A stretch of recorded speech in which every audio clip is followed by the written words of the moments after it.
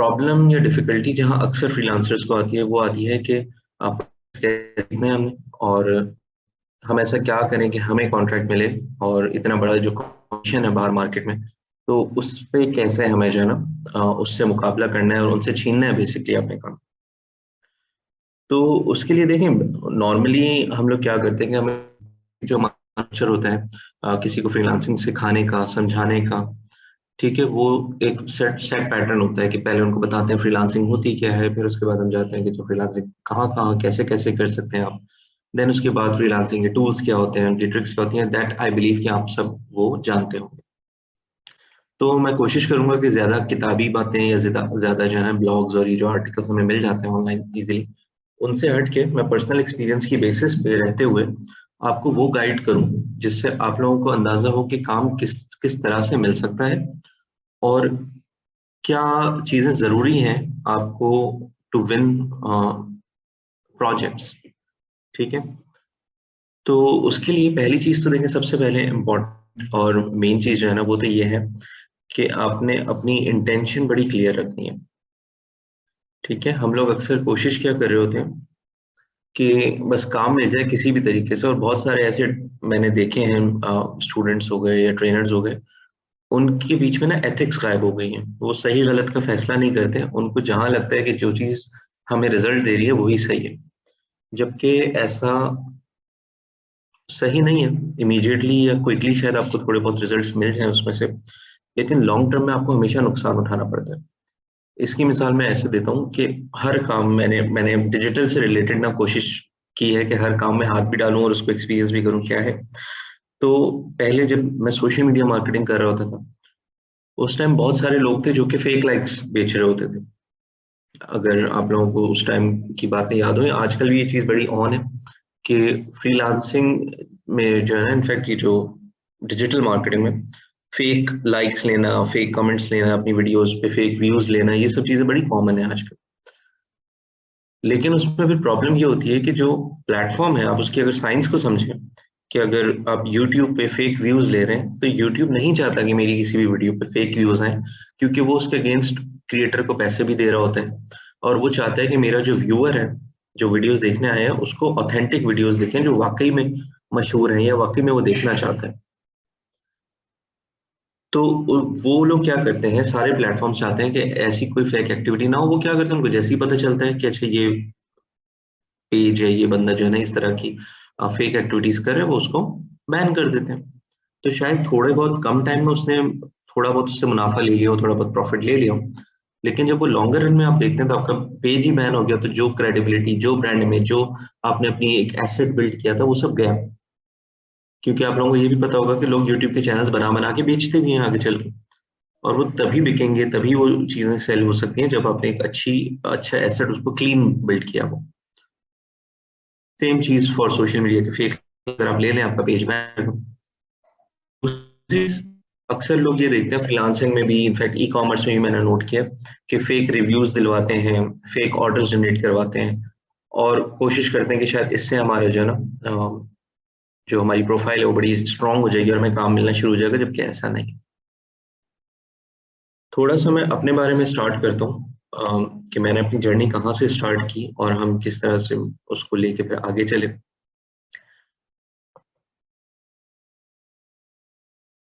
तो स्टार्ट मैंने मार्केटिंग से ही किया था। इत्तेफाक से मुझे हमेशा से मार्केटिंग ने बड़ा फैसिनेट किया, और उसमें सिनेरियो ये होते थे कि जब भी मैं रोड पे भी जा रहा हूँ और बिलबोर्ड्स या होर्डिंग्स देख रहा हूँ तो मेरी नज़र अक्सर वहीं जाती थी। इस पे नहीं कि वो क्या बेच रहे हैं, बल्कि इस पे कि इन्होंने क्या डिज़ाइन किया है, क्या इनकी ऑफर है, इन्होंने अगर ये बिलबोर्ड यहाँ लगाया तो उसके पीछे क्या सोच है इनकी, क्या इनका आउटलेट यहाँ से करीब है, क्या ये जो एग्जीबिशन हो रहा है ये यहाँ से करीब है, या इनकी टारगेट मार्केट अच्छा है, यहाँ से रोज ट्रैवल करती है। सो तो मार्केटिंग से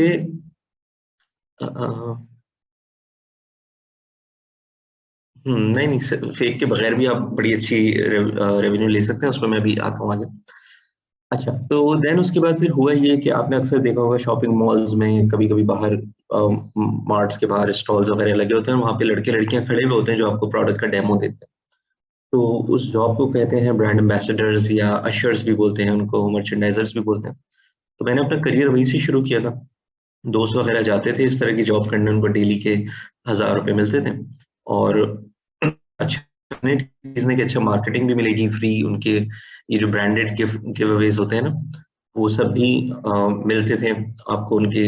कभी आप किसी ब्रांड की शर्ट मिलती थी, वो आप पहन के बड़ा प्राउड महसूस करते थे कि आप उस कंपनी का पार्ट हैं। और पैसे भी अच्छे मिलते थे, मतलब 15 मिलना आज से तकरीबन 10 पहले की बात कर रहा हूँ। तो it was a great achievement. तो स्टार्ट ऐसे किया स्टॉल्स पे रह के, जैसे आप ये पिक्चर देख सकते हैं कि एक्सपो में I was giving a briefing and all. Then उसके बाद थोड़ा उसी में मजीद काम किया। Then I became a supervisor, और फिर मैं बाकी अशर्स को समझाता था कि काम किस तरीके से करना है इसको।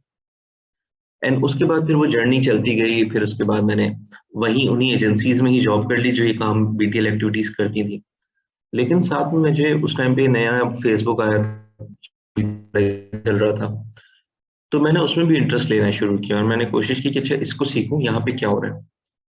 और उस टाइम पे एक दोस्त थी मेरी, उसने मुझे बोला कि अ, उसको ना एग्जीबिशन लगाना था पर्ल कॉन्टिनेंटल होटल में, 3 एग्जीबिशन। एक दिन की उसकी जो स्टॉल की फीस थी वो थी तकरीबन कोई आई थिंक 5000 रुपये। 3 दिन के 15,000 रुपये थे वो। एंड उसके बाद 3 दिन हमने वो स्टॉल लगाया और 3 दिन की सेल आई 0। तो वो भी बड़ा डिसअपॉइंट हुई, हमें भी बड़ा लगा कि यार इतने बड़े होटल में हम लोगों ने इतना स्टॉल लगाया, मेहनत की और एक भी सेल नहीं हुई। तो हमने सजेस्ट किया, मैंने कहा एक काम करते हैं, ये फेसबुक की पे भी लोग आते हैं, यहाँ कोशिश करते हैं। तो उसने कहा ठीक है। अब काम का आइडिया तो दे दिया लेकिन अब करना भी खुद ही है। तो उसके प्रोडक्ट्स थे कुछ मेड बैग्स हैं, बैग की हमने फोटोग्राफी की, उसके ब्रांड लोगो बनाया, फिर उसकी social media postings and all.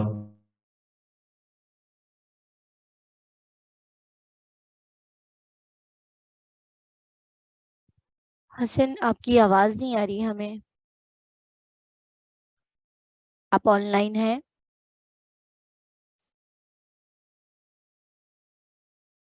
मैं व्हाट्सएप करती हूँ, हो सकता है कि अच्छा नेट का इश्यूज था शायद। क्या हुआ, आवाज नहीं आ रही थी? एकदम से चली गई जी थी। सर, पिछले 2 मिनट 1-2 मिनट से नहीं आ रहा। अभी कट अच्छा, हो गई थी। Okay let me check. कहाँ तक की कहानी सुनी आप लोगों ने? फेसबुक की आपने फिर मार्केटिंग स्टार्ट की। जी। अच्छा, फेसबुक की मार्केटिंग हम लोगों ने स्टार्ट की, तो जो ये जो लड़की एंड बस मदर वो होती थी अपने पास और घर से ही काम करती थी। तो इनकी जो ऑर्डर डिलीवरी भी थी ना उस टाइम पे, वो मैंने स्टार्ट कर दी। मैंने कहा कि चलो हम लोग ट्राई करते हैं। एक मेरा दोस्त मेरे साथ था, he was into photography and designing, और मैं सारे ऑपरेशंस वगैरह मैनेज कर रहा था। तो मैंने ये सब इसलिए नहीं किया कि यार हम लोगों को जो है ना ये काम करना है या कुछ इस तरह से। उस टाइम पे बस चीज, कोई नई चीज हम सीख लें। तो खैर वो पूरे उसके बिजनेस का स्ट्रक्चर जो है ना वो सब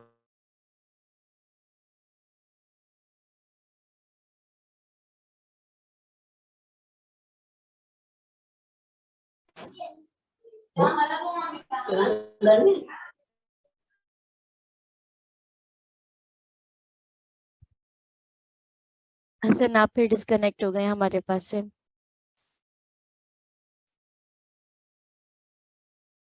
करियर सीरियसली लेना स्टार्ट कर दिया। Then one agency from another, फिर उसके बाद डिफरेंट एजेंसी ज्वाइन की और वहां पे हम लोगों ने सोशल मीडिया के काम जो है ना हम लोगों ने मार्केट करना स्टार्ट किए।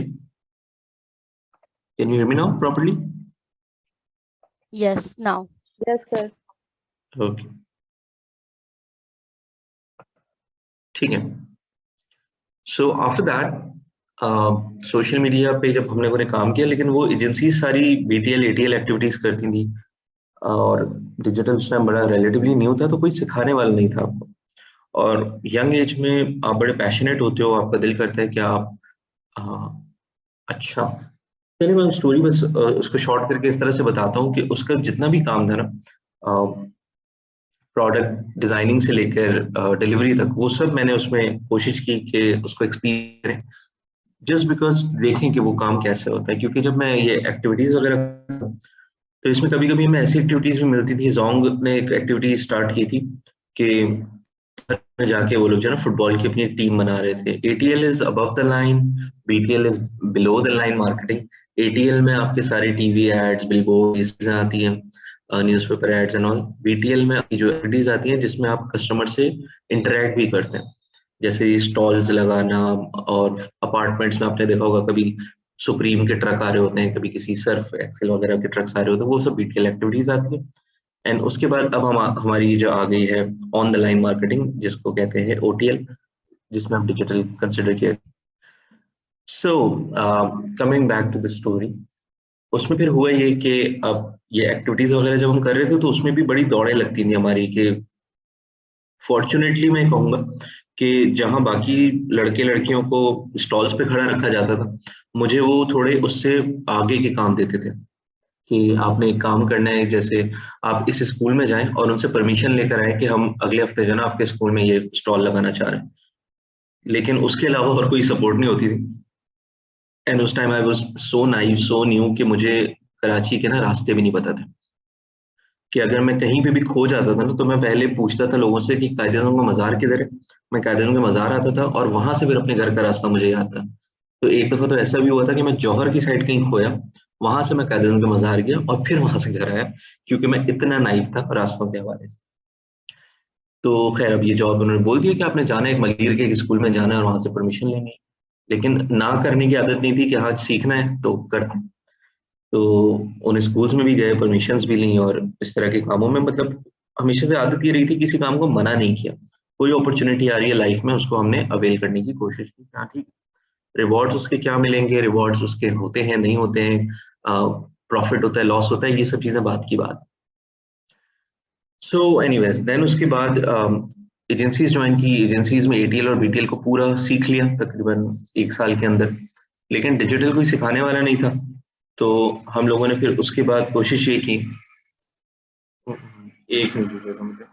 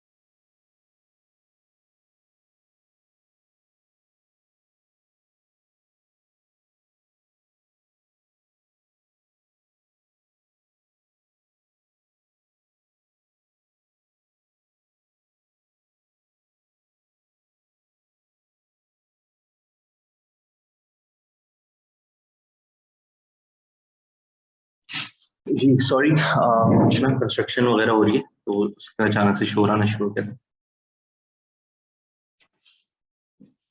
ओके।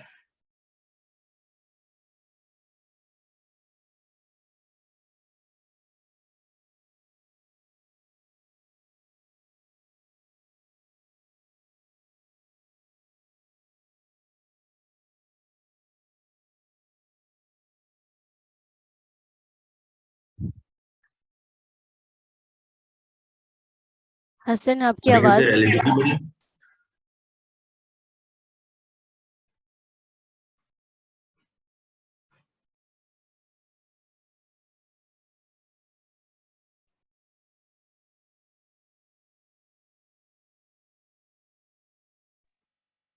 Excuse me sir.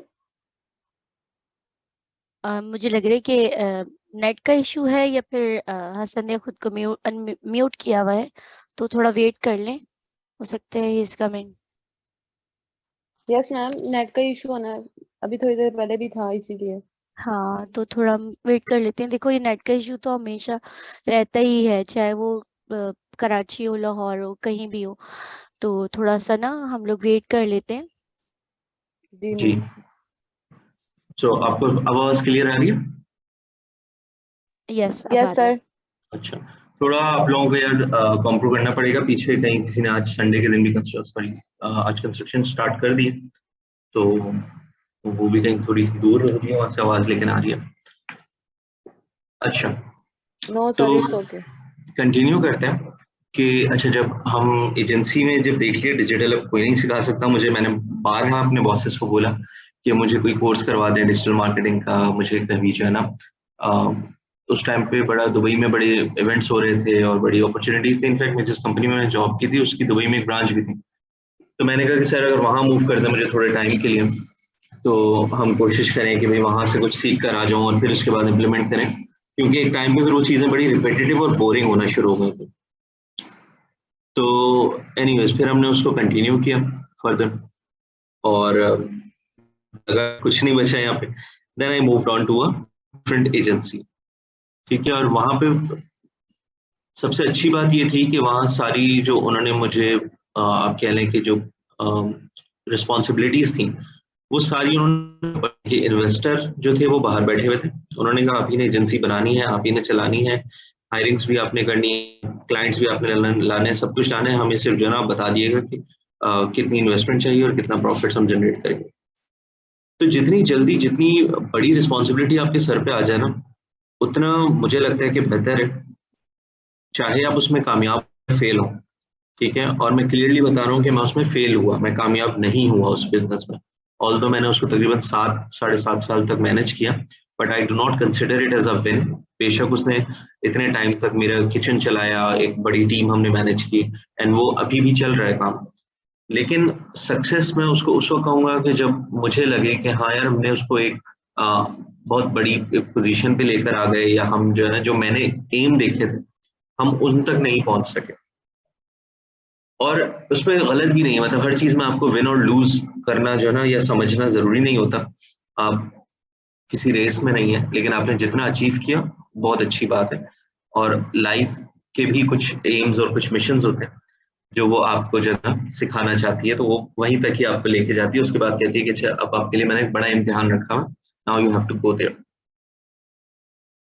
तो सबसे पहली चीज जो हमने इंटेग्रिटी से शुरू की थी, उसमें कोशिश हमने हमेशा ये की कि जब भी कोई क्लाइंट हमें लेना होता था तो पहले तो हम ऑनेस्ट रहे हमेशा। मैंने ऐसी एजेंसीज को भी देखा है जो क्लाइंट्स के पास जाती हैं, सर हम आप तो आपके बिजनेस को बदल के रख देंगे, हम जो है ना इतनी सेल ले आएंगे, हम आपके बिजनेस का ब्रांड ऐसा बना देंगे वैसा बना देंगे।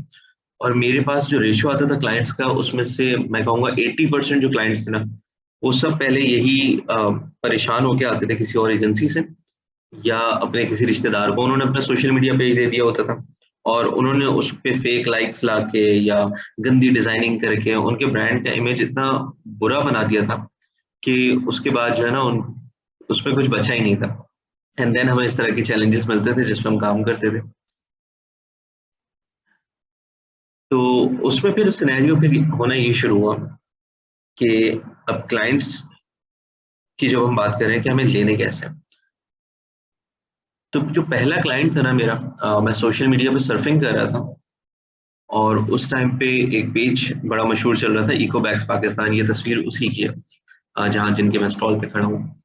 तो ये लोग पोस्टिंग्स करते थे और इन्होंने कोई एक दो लड़कियां रखी हुई थी, वो क्या करती थी, वो हर पेज के कमेंट्स में जा जाके अपना पेज का लिंक डाल रही हैं, ग्रुप्स में कमेंट कर रही हैं वो link, please like this page, please like this page. और उस टाइम पे मैं एक आर्टिकल पढ़ चुका था फेसबुक की तरफ से जिसमें लिखा था कि ये जो स्पैमिंग होती है ये अलाउड नहीं है और इसकी वजह से पेज बैन हो सकता है। तो मैंने उनको कमेंट किया इनबॉक्स में, मैंने कहा ये जो आप कर रहे हैं इससे आपका पेज ब्लॉक हो सकता है, तो प्लीज ये चीज ना करें, और अगर आपको पेज लाइक्स करनी है तो आप पेज लाइक्स की कैंपेन चलाएं। तो उनमें से एक जो लड़की थी उसने रिप्लाई किया अच्छा कैसे करें क्या करें, मैंने उसको थोड़ा गाइड किया कि इस तरह से कैंपेन चलती है ना। तो उसने कहा अच्छा ठीक है आप एक काम करें, मेरे बॉस जो है ना उनको आप ये चीज समझा दें। मैंने कहा ठीक है। फिर उनके बॉस की कॉल आती है, मैंने उनको समझाई वो चीज, तो उन्होंने कहा ठीक है गुड है यार, आप एक काम करो हम आके मिलो मुझसे। उन्होंने कहा ठीक है मिल लेते हैं। अब जब हम मिलने गए उनसे, तो उन्होंने कहा कि भाई ये सिनेरियो है कि ये मेरा ऑफिस है। उन्होंने अपने घर के ड्राइंग रूम में एक ऑफिस बनाया हुआ था, पूरी चारों तरफ दीवारों पे इस तरह के जो बैग्स होते हैं ना, जो आपको शॉपिंग मॉल्स वगैरह में दुकानों पे मिलते हैं, ब्रांडेड और प्रिंटेड बैग्स, तो वो लगे हुए चारों तरफ दीवार पे। और उन्होंने मुझे कहा कि अच्छा भाई ये काम है, चलो हम तुम्हारे क्लाइंट, कितने पैसे लोगे? उस टाइम पे बड़ा नया-नया नई-नई चीज़ थी, तो हम लोग बहुत कम पैसे चार्ज करते थे।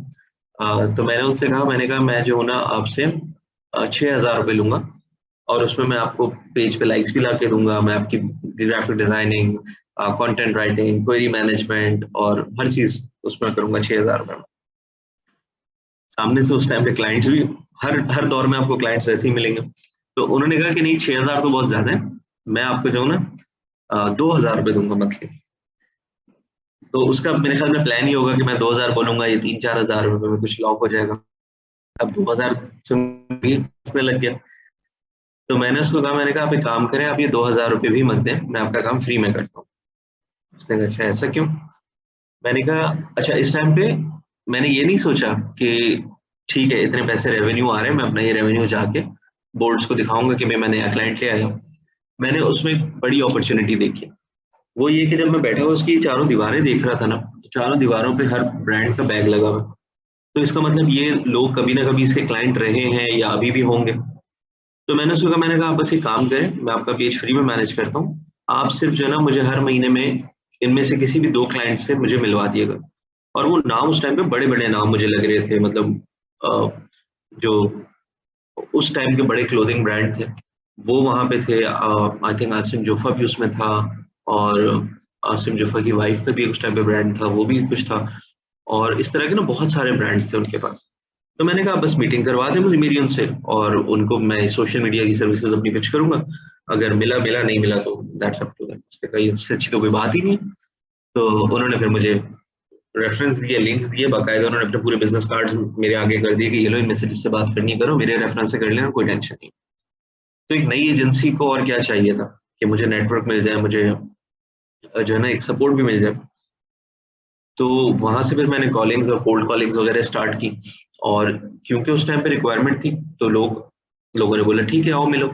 और वहाँ से हम बैक टू बैक एक के बाद एक क्लाइंट जो है ना हम ग्रैब करते रहे, और हर क्लाइंट ने एक नई सीख दी, एक नई चीज़ सिखाई। क्योंकि जैसा मैंने बताया कि मैं इतना नाइव था कि मुझे जब रास्ते नहीं पता थे, तो बिज़नेस फ़ील्ड्स और ये कि इंडस्ट्रीज़ के बारे में तो मुझे 0% आइडिया था।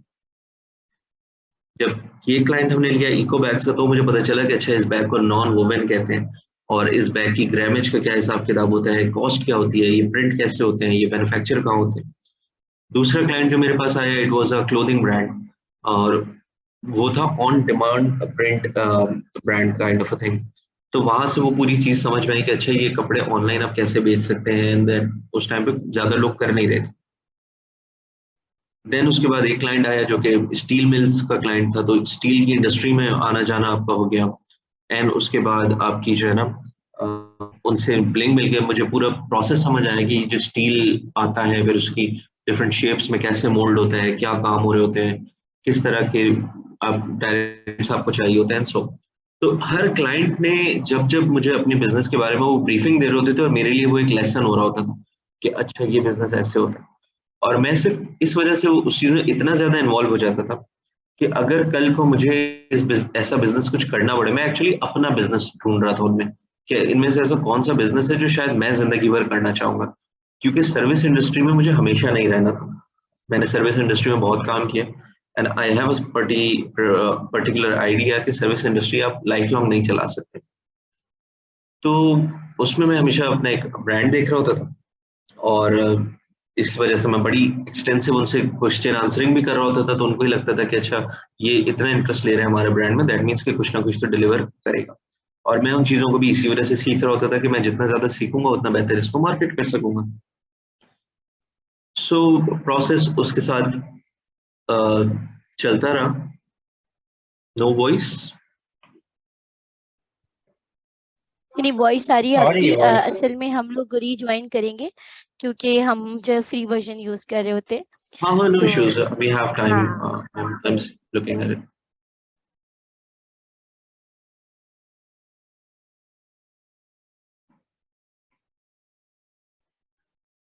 Okay.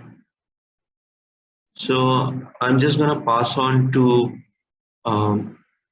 some slides. ये कुछ clients थे जिन पे हमने एक टाइम पे काम किया during the agency time. तो अब fortunately हम कह सकते हैं कि हर क्लाइंट की एक डिफरेंट स्टोरी है। कौन सा क्लाइंट किस तरीके से मिला, उसको हमने किस तरीके से अप्रोच किया।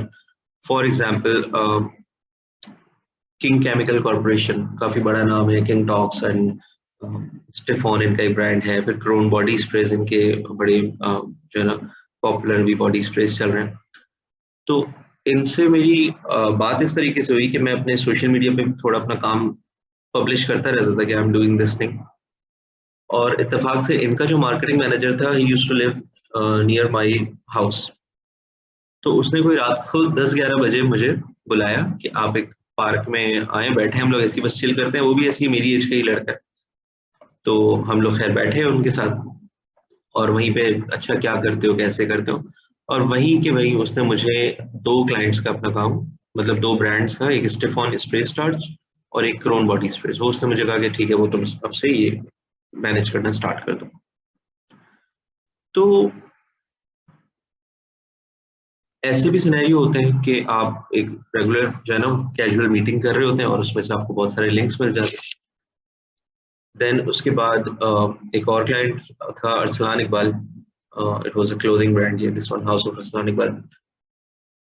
तो इन्होंने कोई रात के 1 बजे के करीब कोई अपनी अपनी फीड पे, मैं फॉलो कर रहा था इनको, मैसेज मतलब एड वगैरह किया हुआ था, तो इन्होंने ऐसी पोस्ट किया कि looking for a social media person, रात को 1 बजे के करीब, और मैंने कमेंट कर दिया, मैंने कहा कि अवेलेबल, और उसी टाइम उनकी कॉल आ गई।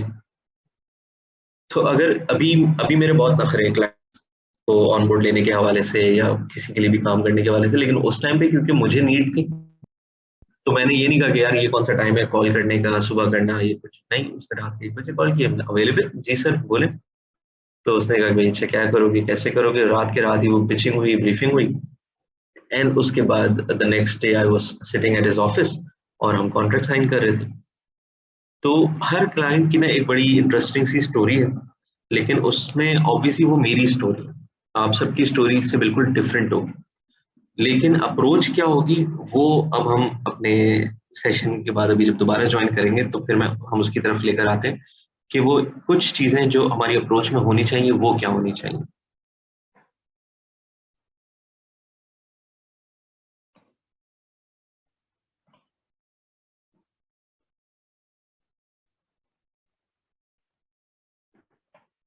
कुछ चीजें जो बड़ी बिगिनिंग से ही मैंने समझ ली थी, उसमें एक सबसे मेजर चीज तो ये थी कि you need to be honest with your work.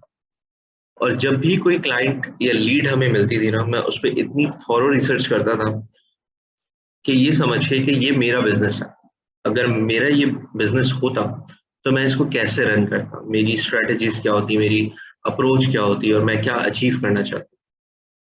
तो जब भी किसी क्लाइंट के पास कोई हमारे पास कोई अपॉर्चुनिटी आती थी ना किसी क्लाइंट की, हम इतनी रिसर्च और इतनी होमवर्क करके जाते थे कि वो कहता था यार इसको तो शायद जो है ना मेरी जो शायद टीम है उससे भी ज्यादा पता है। दूसरी चीज ये थी कि हमेशा जब आप ऑनेस्ट रहते हैं ना, तो चाहे मुझसे कोई 1-to-1 में मीटिंग करे, चाहे कोई सेशन हो, मैं हमेशा उसमें क्लियर बात करता हूँ। कोई ऐसे सपने नहीं है कि आप रातों रात करोड़पति और अरबपति हो जाएंगे, और कोई ऐसा चिराग नहीं है कि जिसको आप बस फ्रीलांसिंग पकड़ लिया तो आप जो है ना थाउजेंड्स ऑफ डॉलर्स कमाना शुरू हो जाएंगे, नहीं ऐसा नहीं है। लेकिन अगर अप्रोच आपकी सही होगी ना, तो हाँ, हर इंसान के काम कि वो क्या सर्विस कर रहा है और उसको काम को करने का तरीका कि वो कितना अच्छा है उस काम में, वो चीज़ बड़ी मैटर करती है। आपने अपनी स्किल्स को भी पॉलिश करना है। दूसरा, आपने जो अपनी आप कह लें कि एक सोर्स ऑफ क्लाइंट जनरेशन बनाई हो ना, उसको हमेशा बिल्कुल साफ रखें। फॉर एग्जाम्पल कि जो मैंने पहले क्लाइंट की बात की, तो उस क्लाइंट ने मुझे जितने लोगों से मिलवाया ना, उनमें से भी अच्छे खासों से मेरी दोस्ती हो गई, और आज तक उनके रेफरेंस से मुझे कोई ना कोई कॉल आती रहती है कि जी वो हमें जो है ना उन्होंने आपका नंबर दिया है कि हमें सोशल मीडिया मार्केटिंग करवानी है या वेबसाइट बनवानी है और डिजिटल मार्केटिंग से रिलेटेड काम। तो क्योंकि मैंने अपने पहले क्लाइंट से ही हमेशा अपनी नीयत सीधी रखी और उसको अपनी उस वक्त की बेस्ट पोटेंशियल कैपेसिटी में मैंने अपना काम डिलीवर किया, तो वो आज तक मुझे हमेशा अपनी गुड बुक्स में याद रखता है। इसके साथ जो कभी मुझसे मिला भी ना अगर, तो उसको मैंने वो सजेशंस दिए कि चाहे उसने उस पे काम किया हो ना किया हो, लेकिन अगर कल को कोई उससे पूछेगा ना कि यार मुझे ये काम करवाना है, वो रिकमेंड कर देता है कि यार मुझे ना वो बंदा सही लगा। क्योंकि आप खुद इमेजिन करें ना, 2 लोग बातें कर रहे हैं और आज लोगों ने बड़े क्रिएटिव रखे हुए हैं इस तरह की फेक रिव्यूज और फेक लाइक्स वगैरह को। तो मुझसे अगर कोई कभी बात कर रहा होता ना कि जी सर हमारे पास तो जो है ना पूरी ये फार्मिंग है और हम जो है ना व्यूज और हम ये चीज करके देते हैं, वो चीज करके देते हैं, बस मे बी उनके मुंह पे तो अंडरस्टैंड कर रहा हूँ, मैं उनको बोल रहा हूँ कि हाँ मुझे समझ आ रहा है, लेकिन दिल दिल में मैं बोल रहा हूँ कि दिस इज रॉन्ग, ये एथिकली भी रॉन्ग है, मोरली भी रॉन्ग है, रिलीजियसली तो रॉन्ग है ही, कि आप झूठ बोल के कोई भी बिजनेस में कभी भी सक्सेसफुल नहीं हो सकते। तो ये एक जो है ना सबसे इम्पोर्टेंट चीज मैंने देखी कि जब तक मेरी नीयत साफ रहेगी ना, मेरी इंटेंशन क्लियर रहेगी, मुझे ऐसी ऐसी सोर्सेज से भी काम मिलता है कि जिनको मैं जानता भी नहीं हूँ। मतलब अभी भी ऐसी ऐसी कॉल्स मुझे आती हैं। इनफैक्ट कल मुझे कॉल आई एक बड़ी कार शोरूम डीलरशिप की तरफ से, और जी मैं आपका नंबर मुझे किसी ने रेफर किया। अब वो किसी कौन है मुझे नहीं पता, कैसे एक सिस्टम चल रहा है दुनिया का, कैसे एक यूनिवर्स का सिस्टम चल रहा है, कैसे कहते हैं ना God works in mysterious ways, वो कैसे मेरा नाम कहाँ-कहाँ सर्कुलेट हो रहा है मुझे आइडिया भी नहीं है, और ये मार्केटिंग तो शायद मैं कभी प्लान भी नहीं कर सकूंगा कि इतनी टारगेटेड बेस्ड मार्केटिंग हो जाए मेरी कि लोग मेरा नंबर ढूंढ के या लेके एक दूसरे से मुझे कॉल्स कर रहे हैं। और जहां तक मुझे लगता है कि मैंने क्या चीज सही की है अपनी पूरी बिजनेस जर्नी में, वो ये है कि मैं हमेशा ऑनेस्ट रहूं। मैंने बहुत से क्लाइंट्स खोए भी हैं इसी वजह से कि वो एक्सपेक्ट करते हैं चांद तारे, और मैं उनको कहता हूँ कि नहीं, जमीन पे रहे। तो और कोई और उनको चांद तारे ऑफर कर रहा होता है, वो चले जाते हैं उसके बाद और वहां पे भी परेशान होते हैं सो। लेकिन बस ऑनेस्टी जो है ना वो एक सबसे पहले जरूरी चीज है आपके लिए। अच्छा, दूसरी चीज फ्रीलांसिंग के हवाले से या किसी भी सर्विस को देखिए, फ्रीलांसिंग में हम बड़े जेनेरिक करते थे, हम इसको ओवरऑल डिजिटल की बात करते हैं कि डिजिटल हमें किस तरह से हम अपने क्लाइंट्स ले सकते हैं। अब हम लोग क्या देख रहे होते हैं, चले हम उसी को जो है फॉलो करते हैं कि फ्रीलांसिंग ये सब आई थिंक आप सब पढ़ चुके होंगे।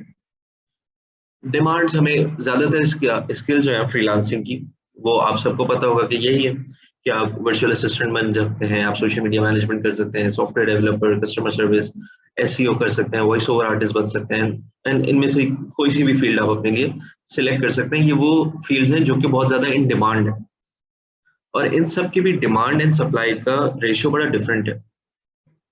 कंटेंट राइटिंग एक बड़ी कॉमन फील्ड है, लेकिन कंटेंट राइटर ही जो है ना वो ₹1 पर वर्ड भी सेल कर रहे हैं, और बहुत से ऐसे कंटेंट राइटर्स भी हैं जो कि एक एक ब्लॉग लिखने के 100 200 500 डॉलर्स भी ले रहे हैं। तो यहाँ फर्क आ जाता है, एक तो उनके स्किल सेट का, दूसरा how much time and efforts they have put in to polish themselves कि जो क्लाइंट की रिक्वायरमेट है, क्लाइंट की रिक्वायरमेंट क्या हो सकती है कि यार मेरा ब्लॉग जो है वो एसईओ फ्रेंडली हो, जो मेरे कीवर्ड्स हैं वो आपने सही तरह से प्लग इन किए हुए हो, देन उसके बाद जो ब्लॉग हो पढ़ने में इतना इंटरेस्टिंग हो कि यूजर का जो है ना ध्यान ना हटे उसके ऊपर से जब तक वो पूरा पढ़ ना ले। ये चीज जूनियर ब्लॉगर्स या नए राइटर्स जो है ना वो नहीं समझते, वो समझते हैं कि अच्छा हमने प्रोडक्ट की बात लिखनी है, वो जेनेरिक एक जो फॉर्मेटिंग होती है कि अच्छा जी हमने पहले थोड़ा इंट्रोडक्शन दे दिया, देन उसके बाद ब्रीफिंग दे दी, एंड देन एक एंड नोट पे हमने जो है ना उसको समराइज कर दिया, वो चीज इतने मजे की नहीं लगती। क्योंकि आप खुद देखें ना कि आजकल वीडियो का दौर आ गया, लोग वीडियोस और रील्स की तरफ जा रहे हैं, तो ऐसे में एक रिटन ब्लॉग को इंटरेस्टिंग बनाना कि यूजर का टाइम ज्यादा से ज्यादा उसको पढ़ने में लगे, वो चीज आप कैसे करेंगे? तो उसके लिए आपको अपनी स्किल्स को पॉलिश करना होता है। सेम चीज वेबसाइट डिजाइनर, आपको 10-10 हज़ार रुपए में भी वेबसाइट डिजाइनर और डेवलपर्स मिल जाएंगे, और आपको हजारों डॉलर्स भी देने पड़ते हैं एक अच्छी वेबसाइट बनवाने के लिए। फर्क सिर्फ इतना होता है कि वहाँ क्लाइंट को पता होता है कि उसे क्या चाहिए, और वो फिगर आउट ढूंढ रहा होता है कि कौन है जो एक्चुअली में ये चीज डिलीवर कर सकता है। और हमारे केस में क्या होता है कि हम ना, क्लाइंट को नहीं पता होता उसे क्या चाहिए, तो जितना हमें आता है हम बस उतना उसको करके दे देते हैं, बाकी आप जाने, आपका काम जाने। इस सिनेरियो में मेरी अप्रोच हमेशा ये होती है कि अच्छा, अगर क्लाइंट है ना, तो उसके लिए बेस्ट ऑप्शन क्या है वो पहले ढूंढो, और उसको बताओ कि ये बेस्ट ऑप्शन है वैसे आपके लिए, लेकिन ये शायद मैं ना कर सकूं, मुझे एडिशनल रिसोर्स हायर करनी पड़े उसके लिए। लेकिन हाँ, मैं मेक श्योर करता हूँ कि एंड रिजल्ट जो होगा ना, वो आपका ये वाला काम मैं करके दे दूंगा, और जब तक नहीं होगा मैं उस डेवलपर के पीछे पड़ा रहूंगा। तो लोगों को यही चाहिए, service industry is all about this, कि मैं डेवलपर से बात करूं, इससे बेहतर है कि कोई मुझे फैसिलिटेट करके मुझे बेस्ट रिजल्ट दे दे, जो उस काम को भी समझता हूँ, जो मेरा टाइम भी बचा ले, और जो मुझे अच्छी चीज जो है ना डिलीवर भी करके दे दे। अक्सर औकात ऐसी भी चीजें होती है कि मैं उसको कहता हूँ कि लोग जो है ना अपनी फील्ड में ही रहते हुए लोगों को बेवकूफ बना रहे होते हैं। कि अगर लेट सपोज आपने एक वेबसाइट, और उस वेबसाइट आपने फेविकॉन नहीं डाला, ठीक है, जो एक छोटा सा आइकॉन होता है ना गूगल क्रोम पे या उसके ऊपर, अब बहुत सारे डेवलपर्स नहीं डालते वो चीज, लेकिन अगर बीच में मैं इन्वॉल्व होता हूँ, तो मेरे पास तो पूरी चेकलिस्ट वेबसाइट बनाने के लिए आपको क्या क्या चीजें जरूरी चाहिए, तो जब तक उस पर चेक नहीं लगता, मैं वो क्लाइंट को आगे फॉरवर्ड भी नहीं करता, या डेवलपर को जाने ही नहीं देता कि नहीं, आपसे मैंने पहले ही बात की थी, अब ये सब करके देंगे, आपने करनी है। तो इन्वॉल्वमेंट हर काम में इतनी होनी चाहिए कि उस पर्टिकुलर टाइम फ्रेम के लिए जब आप उस पर काम कर रहे हो, वही आपका जो ना, कहते हैं कि आपकी जिंदगी होनी चाहिए वो, बेसिकली कि आपने इतना इन्वॉल्व होना है उसमें। दूसरी चीज ये है कि एक बाजार है लेट सपोज, और वहां पे बहुत सारी जो है ना बोलियां लग रही हैं हर चीज के ऊपर। आप उस बाजार में खड़े हुए, तो आप क्या चाहेंगे कि आप भी उन्हीं की तरह बोलियां लगा रहे होंगे, शोर कर रहे होंगे कि जी मुझसे सामान ले लो, और कस्टमर वहां बहुत खड़ा हुआ है, तो वो आएगा भी, आपसे सवाल जवाब भी करेगा, लेकिन उसके पास इतने बेतहाशा ऑप्शंस है कि वो ढूंढ ढूंढ ढूंढ ढूंढ ढूंढ के फिर काम एंड में आपका लक पे आ जाएगा, कि जिसकी किस्मत में हुआ उसको काम मिल जाएगा। मेरी नजर में जो आजकल फ्रीलांसिंग मार्केट प्लेसेस की पेनिट्रेशन हो गई है ना, वो कुछ इसी तरह की हो गई है, खासतौर पे फाइवर की, कि वहाँ इतने ज्यादा क्लाइंट्स हैं और इतने ज्यादा सेलर्स भी हैं, कि वहाँ अब काम जो है ना, वो मोर और लेस लक बेस के ऊपर या प्रोफाइल स्ट्रेंथ के ऊपर रह गया बस। एक न्यू यूजर अगर आएगा तो उसको काम मिलेगा लक की बेस के ऊपर, कोई स्टैब्लिश्ड है तो हाँ उसको काम मिलेगा प्रोफाइल स्ट्रेंथ के ऊपर। और अपवर्क मेरी नजर में it's more like a mall, कि आप सबने अपने अपने स्टोर्स वहां पे बना दिए, अब कस्टमर आ रहे हैं, लेकिन कस्टमर की शायद फुटफॉल उतना नहीं है जितना होना चाहिए था, और वो आके बता रहे हैं कि जी मुझे ये काम चाहिए, और आप में से जिसके पास भी वो सर्विस अवेलेबल है आप उसके पास जाते हैं, एक 1-to-1 कम्युनिकेशन होती है, और उसमें जो समझ में आता है वो उससे काम ले लेते हैं। स्टिल ये थोड़ी सी फाइवर से कम रश वाली जगह है, but still it is populated. Then उसके बाद हमारे पास और फील्ड्स आती है, जैसे हमारे पास लिंक्डइन हो गया, हम फेसबुक से भी हम क्लाइंट्स ले सकते हैं। तो जब तक देखें आपके पास क्लाइंट नहीं है ना, आपका मकसद ही बस क्लाइंट लेना होना चाहिए। आप अगर फाइवर पे, अपवर्क पे बिडिंग्स कर रहे हैं, या उनकी जो जॉब पोस्टिंग्स आ रही है उन पे आप proposals भेज रहे हैं, साथ में कोशिश करें, मेरा जो है ना थोड़ा, जब से मैंने एक अच्छी अप्रोच से मुझे क्लाइंट मिलना शुरू हुए, बेशक बेशक स्कैमिंग हर जगह है, मुझे अपवर्क पे इतने स्कैम्स मिले कि अच्छा मैं, आप जो है ना मेरे लिए ये काम करें, और मैं आपको ये फाइल भेज रहा हूँ, इस फाइल में मेरा पूरा ब्रीफ है, आप उसको जो है ना ओपन कर लें। वो फाइल खोलो तो उसमें 3 डॉक्यूमेंट में बाकायदा प्रॉपर अच्छा लिखा हुआ ब्रीफ है कि आपने ये काम करना है। चौथी जो फाइल उसने दी है ना, वो एक वायरस की फाइल है। अब वो तो गुड थिंग है, मेरा थोड़ा कंप्यूटर साइंस का बैकग्राउंड है या थोड़ी बहुत मार्केट अवेयरनेस है, तो मैं उस पर क्लिक करता। बहुत सारे जो फ्रीलांसर्स होंगे वो तो बेचारे कर देते होंगे उस पर क्लिक, और अपने वायरस भी दे दिया उन्होंने, और इस तरह की जो ना वो चीजें भेज देते हैं। हाँ बिल्कुल, शायद ऐसी था, $800-1800 कुछ का काम। तो वो फिर मैंने उसकी पोस्ट भी बना के लिंक्डइन वगैरह पे डाली थी कि यार आप लोग इस तरह के स्पैम स्कैम से जरा बचें। तो यहाँ पे देखें, आपकी स्ट्रीट स्मार्टनेस बड़ी काम आती है। आपने होश में रहना है, हमेशा अवेयर रहना है कि आप क्या कर रहे हैं, कैसे कर रहे हैं, क्योंकि बहुत ही डेंजरस और बहुत ही, आप कहते हैं हर तरफ ना वल्चर्स हैं, लूटने वाले भी बहुत बैठे हैं, आपने बच के चलना है उनसे। एक्सक्यूज मी तो सर, जी sir sorry for the interruption, ये जो बात आपने बताई है वायरस वाली, ये काइंडली एक दफा दोबारा रिपीट कर दीजिए। अच्छा देखिए, उसमें होता ये है कि वो क्लाइंट, अब देखिए तरीके बहुत हैं। उसके क्रक्स अगर मैं बताऊँ ना, वो क्रक्स सिर्फ इतना सा है कि कभी भी किसी ऐसे लिंक पे क्लिक ना करें जो आपको नहीं पता कि ये क्या है। कभी भी किसी ऐसी वेबसाइट पे अपनी डिटेल्स ना भेजें जिस पे आपको नहीं पता है कि ये किसी ऑथराइज ऑथेंटिक सोर्स के पास ये इन्फॉर्मेशन जा रही है या नहीं, और वो इन्फॉर्मेशन क्या है। थर्डली, कभी भी किसी फाइल के ऊपर डबल क्लिक करके उसको खोलने की कोशिश ना करें जब तक आपको 100% श्योरिटी ना हो कि ये फाइल कहाँ से आई है, क्या है इसमें, और इससे जो है ना मेरा कोई नुकसान नहीं। तो तरीके डिफरेंट डिफरेंट होते हैं। जैसे एक कभी-कभी आपके पास एक लिंक आ जाएगा और वो लेआउट दिखने में बिल्कुल या तो फेसबुक जैसा लगेगा या गूगल जैसा लगेगा, और आपसे वो बोलेगा अपना आईडी और पासवर्ड इसमें डाल के लॉगिन करेंगे, तो आपको एक किसी ने आपको ग्रीटिंग कार्ड भेजा है या किसी ने आपके लिए एक मैसेज भेजा, आप इसको खोलें। तो वो आप जैसे ही उसको ओपन करेंगे, आपका आईडी और पासवर्ड उनके पास चला जाएगा और विद इन मिनट्स आपकी आईडी हैक हो जाएगी। देन ये जो फाइल्स होती हैं, ज़्यादातर रैनसमवेयर आजकल चल रहा होता है। ये क्या करता है, ये आपके हुँ, हुँ, हुँ।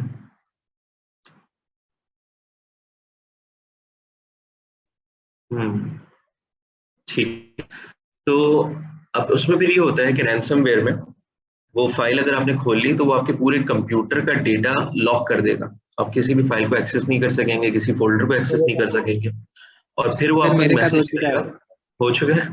फिर वो आपको मैसेज करेगा जी भाई सर। इतने $1000 मुझे दो, और तब मैं आपका जो है ना ये वायरस हटाऊँगा आपके सिस्टम से। तो ये हो जाती हैं चीज़ें। कभी-कभी ज़रूरी नहीं है आपने कोई फाइल खोली हो, आपका कंप्यूटर हो सकता है इतना सिक्योर ना हो कि वो बड़ी ईज़िली जो है ना घुस भी जाता है। तो ये बहुत सारे तरीके होते हैं, आपने उसमें ज़रा जो है ना अवेयर रहना होता है कि कुछ ऐसी चीज़ हम ना करें। और इसकी छोटी-छोटी सी बस ये चीज़ है कि कोई लिंक आ रहा है तो उसको पढ़ें कि उस लिंक में क्या लिखा हुआ है। कभी-कभी वो कोशिश करते हैं कि उससे जैसा मिलता-जुलता बनाने की कोशिश करते हैं। जैसे फेसबुक .com के बजाय लिंक होगा Facebook Facebook let's say Facebook file.com, कुछ ऐसा नाम होगा। लेकिन आपने सिर्फ क्या करना है, पहले गूगल पे जाके लिखें फेसबुक file.com ऑथेंटिक है कि नहीं। वो खुद बता देगा कि यार ये स्कैम है, ये स्पैम है। इवन जॉब्स में बड़ा ये होता है। एक आजकल एमिरेट्स कंपनी है दुबई की, उसकी बड़ी एक फेक जॉब चल रही है। काफ़ी मैंने उसके बारे में सुना था कि वो जॉब पोस्ट आती है कि जी आपको दुबई बुलाएँगे और आपको इतने हज़ार जो है ना दिरहम्स की और इसकी जॉब मिलेगी, और उसके लिए आपने सिर्फ करना ये है कि आप ये फॉर्म फिल कर दें, और जैसे ही आप वो फॉर्म फिल करते हैं तो आपकी जो है ना वो सारी डिटेल्स वगैरह उसमें हैंग हो जाती हैं, हैक हो जाती हैं, सॉरी। अच्छा, तो चलिए coming back to the topic. LinkedIn पे मेरी नज़र में क्लाइंट्स लेना सबसे आसान काम है। उसकी वजह ये है कि लिंक्डइन पे एक तो प्रोफेशनल्स बैठे हुए हैं, तो स्पैमिंग और स्कैमिंग का थोड़ा जो है ना रेशियो थोड़ा कम हो जाता है। दूसरा, वहाँ पे there is no option for mediocre work, क्योंकि वहाँ जो लोग एक्सपेक्ट कर रहे हैं उनको पता है कि उनको क्या काम चाहिए, और जो डिलीवर करने वाले हैं उनकी भी सीवी, रिज्यूमे, प्रोफाइल इतनी स्ट्रांग होनी चाहिए कि वो उस पे जो है ना ट्रस्ट कर सकें। अच्छा, मैं लिंक्डइन की तरफ क्यों ज़्यादा प्रेफ़र करता हूँ, उसमें फिर सिनेरियो ये है कि जैसे अब मैंने क्या किया कि बजाय इसके कि मैं एक-एक क्लाइंट से डील करूँ, 3 दिन का प्रोजेक्ट करूँ, 5 दिन का प्रोजेक्ट करूँ, मैं लॉन्ग टर्म प्रोजेक्ट्स की तरफ जाना शुरू हो जाता हूँ। और उस लॉन्ग टर्म प्रोजेक्ट की जो पहली बेस है मेरी, वो ये थी कि मैंने जो है ना एक रिमोट जॉब जॉइन कर ली। वो मेरे लिए तो फ्रीलांसिंग वर्क ही हुआ ना एक तरीके से कि यार मैं घर बैठे-बैठे ही कर रहा हूँ। ठीक है, मैंने अपने कुछ ये आवर्स लॉक कर दिए इस कंपनी के साथ, और मैं उनको काम करूँगा और अच्छे पैसे मिल रहे हैं, डॉलर्स में मिल रहे हैं, तो क्या परेशानी है। फ्रीलांसर्स का भी तो एम यही होता है ना कि इतनी रिकरिंग प्रोजेक्ट्स आ जाएँ कि एक लॉन्ग टर्म हमारे पास क्लाइंट्स भी हो जाएँ और हम रेगुलर बेसिस पे काम करते रहें। तो इवेंचुअली मॉडल वही बन जाता है जॉब वाला। आप 4-4 घंटे 2 अलग क्लाइंट्स के लिए काम करें या 8 घंटे एक ही क्लाइंट के लिए काम करें और पैसे उससे ज़्यादा ले लें, तो it's up to us. Until and unless कि आपके पास कोई पर्सनल इश्यू नहीं है वो एग्जैक्ट पूरे 8 आवर्स देने का। देन उसके बाद फिर मैंने अगला स्टेप क्या लिया कि मैंने अमेरिका की एजेंसीज को अप्रोच करना शुरू किया, क्योंकि कोविड भी है और इकोनॉमिक क्राइसिस भी चल रहे हैं।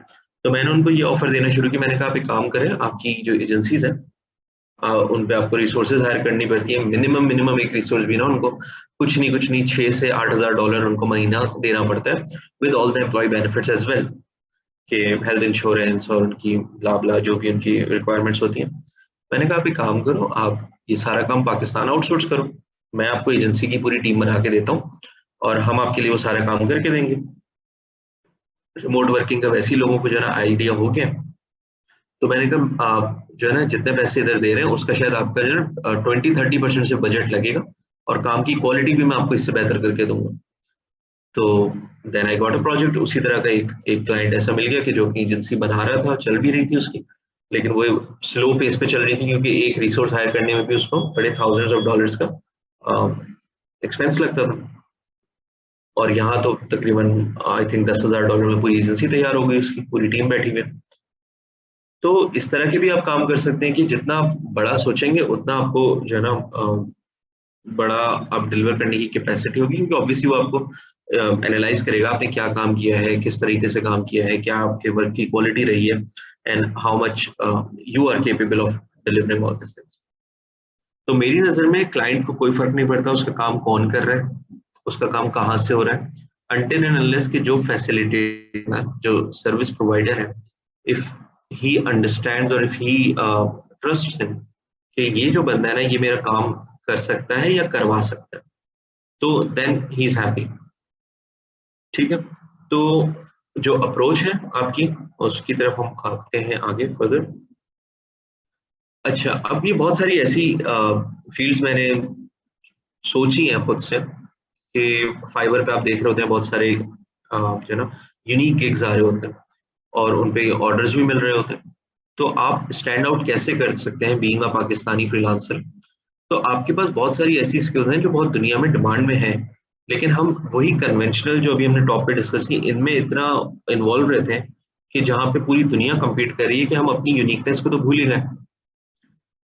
अब इमेजिन करें, बाहर बहुत सारे बच्चे हैं, ठीक है, ऑनलाइन कोचिंग चल रही है, ऑनलाइन स्कूल पढ़ाया जा रहा है बच्चों को, ये सब काम हो रहे हैं, तो हम ये काम भी तो कर सकते हैं कि बच्चों को जो हम 90s के गेम्स खेलते थे वो उनको सिखाएं।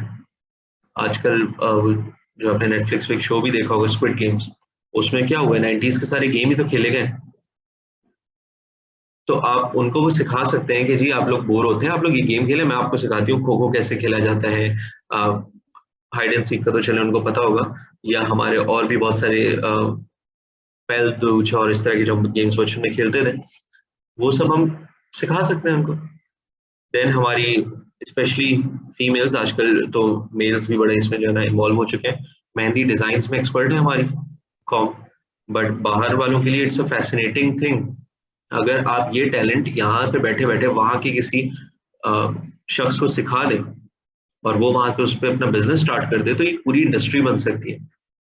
तो यू नेवर नो कि आपका कौन सा जो है ना राइट ट्रिक जो है वो काम कर जाए। पाकिस्तानी खाने लोग दुनिया भर में पसंद करते हैं लेकिन बनाने नहीं आते, तो आप चाहें तो वो चीज़ें सिखा सकते हैं लोगों को। ठीक है, अक्सर औकात ये होता है कि बाहर जो रिश्तेदार रह रहे होते हैं या बाहर दुबई वगैरह में कहीं भी अमेरिका कनाडा में जॉब सॉरी शादी होती है किसी की, तो उनको प्रॉब्लम ये होती है कि हम अपने पाकिस्तानी रिश्तेदारों को बोलते हैं वो हमारे लिए कपड़े बनवाएंगे, फिर हम वो हमें कुरियर करेंगे या हमारा अगर विजिट होगा तो हम आके लेके जाएंगे, क्योंकि वहाँ ऐसी कोई सर्विस नहीं है। लेकिन हर किसी के पास रिश्तेदार थोड़ी है, तो आप उनके वो रिश्तेदार बन जाए, आप उनको बोले हम आपके लिए जो है ना इवेंट के ड्रेसेस जो है मैं आपको ले जाऊंगी मार्केट में, आपको जूम सेशन में दिखाऊंगी कि जी, वीडियो कॉल पे दिखाएंगे कि जी ये कौन सा प्रिंट आपको पसंद आ रहा है, कौन सा डिजाइन पसंद आ रहा है और क्या स्टिचिंग करवानी है आपके साइजेस वगैरह के हिसाब से। बहुत सारी चीजें जो कि आप अगर चाहें तो पाकिस्तान की कह लें कि पाकिस्तान के कल्चर में, पाकिस्तान की जो पूरी एक कम्युनिटी है उसमें रहते हुए आप बहुत सी चीजें कर सकते हैं।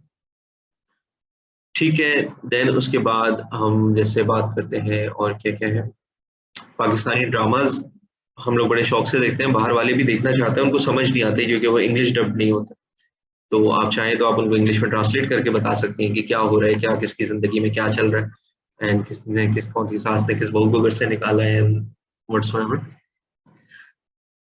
ठीक है, देन आप उसके लिए एक वर्चुअल गाइड बन सकते हैं, आप उनको बेसिक लाइफ स्किल सिखा सकते हैं, मेकअप आर्टिस्ट, आप इनफैक्ट मीम्स तो अब बहुत बड़ी एक इंडस्ट्री भी बन चुकी है कि फाइवर पे आप अगर मीम्स भी सर्च करेंगे तो बहुत सारे लोग हैं जो आपके बिजनेसेस के लिए मीम्स बना के देते हैं। ठीक है, I can write poetry for you and so on. अच्छा, क्या चीजें हैं जो आपको एक फ्रीलांसर बनने में हेल्प कर सकती हैं? उसमें सबसे पहले आती है स्ट्रॉन्ग वर्क एथिक, जो हमने जिस पर मैंने आई थिंक आज का सेशन का ज्यादा ही टाइम उस चीज पे दिया कि अगर आपके एथिक्स सही होंगे तो अंग्रेज भी आपको प्रेफर करेंगे, लोकल ऑडियंस भी प्रेफर करेगी, वो 10 और जगह पे आपको रिकमेंड भी करेंगे कि हाँ मैंने इसके साथ चाहे एक छोटा सा लोगो डिजाइनिंग का काम किया था but I like his approach, मैंने इसकी एथिक्स से इम्प्रेस हूँ। कम्युनिकेशन स्किल्स कि आप कितना बेहतर और कितना इजी वे में अपनी बात दूसरे को समझा सकते हैं। लीडरशिप स्किल्स, जैसे मैंने कहा कि उसको ये बंदा चाहिए जो उसका काम करवा सके, खुद वो करे ना करे डजेंट मैटर, आप उससे काम ले लें फिर आप किसी और से भी करवा लें, उसको कोई मसला नहीं है, लेकिन उसके लिए वो लीडरशिप स्किल्स आप में होनी चाहिए कि हाँ मैं काम करवा सकता हूँ। टीम वर्क स्किल्स, कभी ऐसा भी होता है कि आपको ऐसे प्रोजेक्ट्स मिल जाते हैं जिसमें पूरी टीम इन्वॉल्व होती है, जैसे अगर आप सोशल मीडिया कर रहे हैं तो फिर आपको ग्राफिक डिजाइनर भी चाहिए, कंटेंट राइटर भी चाहिए, और हो सकता है इसमें से कुछ क्लाइंट बोले कि ये ऑलरेडी मेरे पास हैं, आप उनसे कोऑर्डिनेट एंड सो, तो आपके पास वो स्किल्स भी चाहिए आपको। इंटरपर्सनल स्किल्स, अगेन आप किस तरह से जो है ना 1-to-1 आपकी कम्युनिकेशंस हो रही होती हैं, आप किस तरह से जो है लोगों से डील करते हैं। लर्निंग एडेप्टेबिलिटी स्किल्स, कोई भी नई चीज आपके पास आए तो आप कितना जल्दी उसको सीखते हैं, कितना जल्दी उसको अपनी पर्सनालिटी का, अपने नॉलेज बेस का पार्ट बना लेते हैं। सेल्फ मैनेजमेंट स्किल्स के आप कितना अच्छा अपना जो है ना टाइम मैनेज करते हैं, कितनी जल्दी आप अपनी जो है सारे काम को अलाइन कर सकते हैं। Organisational skills, computer skills, internet skills, ये सब तो ऑब्वियसली बेसिक्स ही हैं। प्रॉब्लम सॉल्विंग स्किल्स के जब भी आप कोई प्रॉब्लम आइडेंटिफाई करें तो आप उसका क्या इजीएस्ट और लॉन्ग लास्टिंग सोल्यूशन आप क्लाइंट को पिच करते हैं।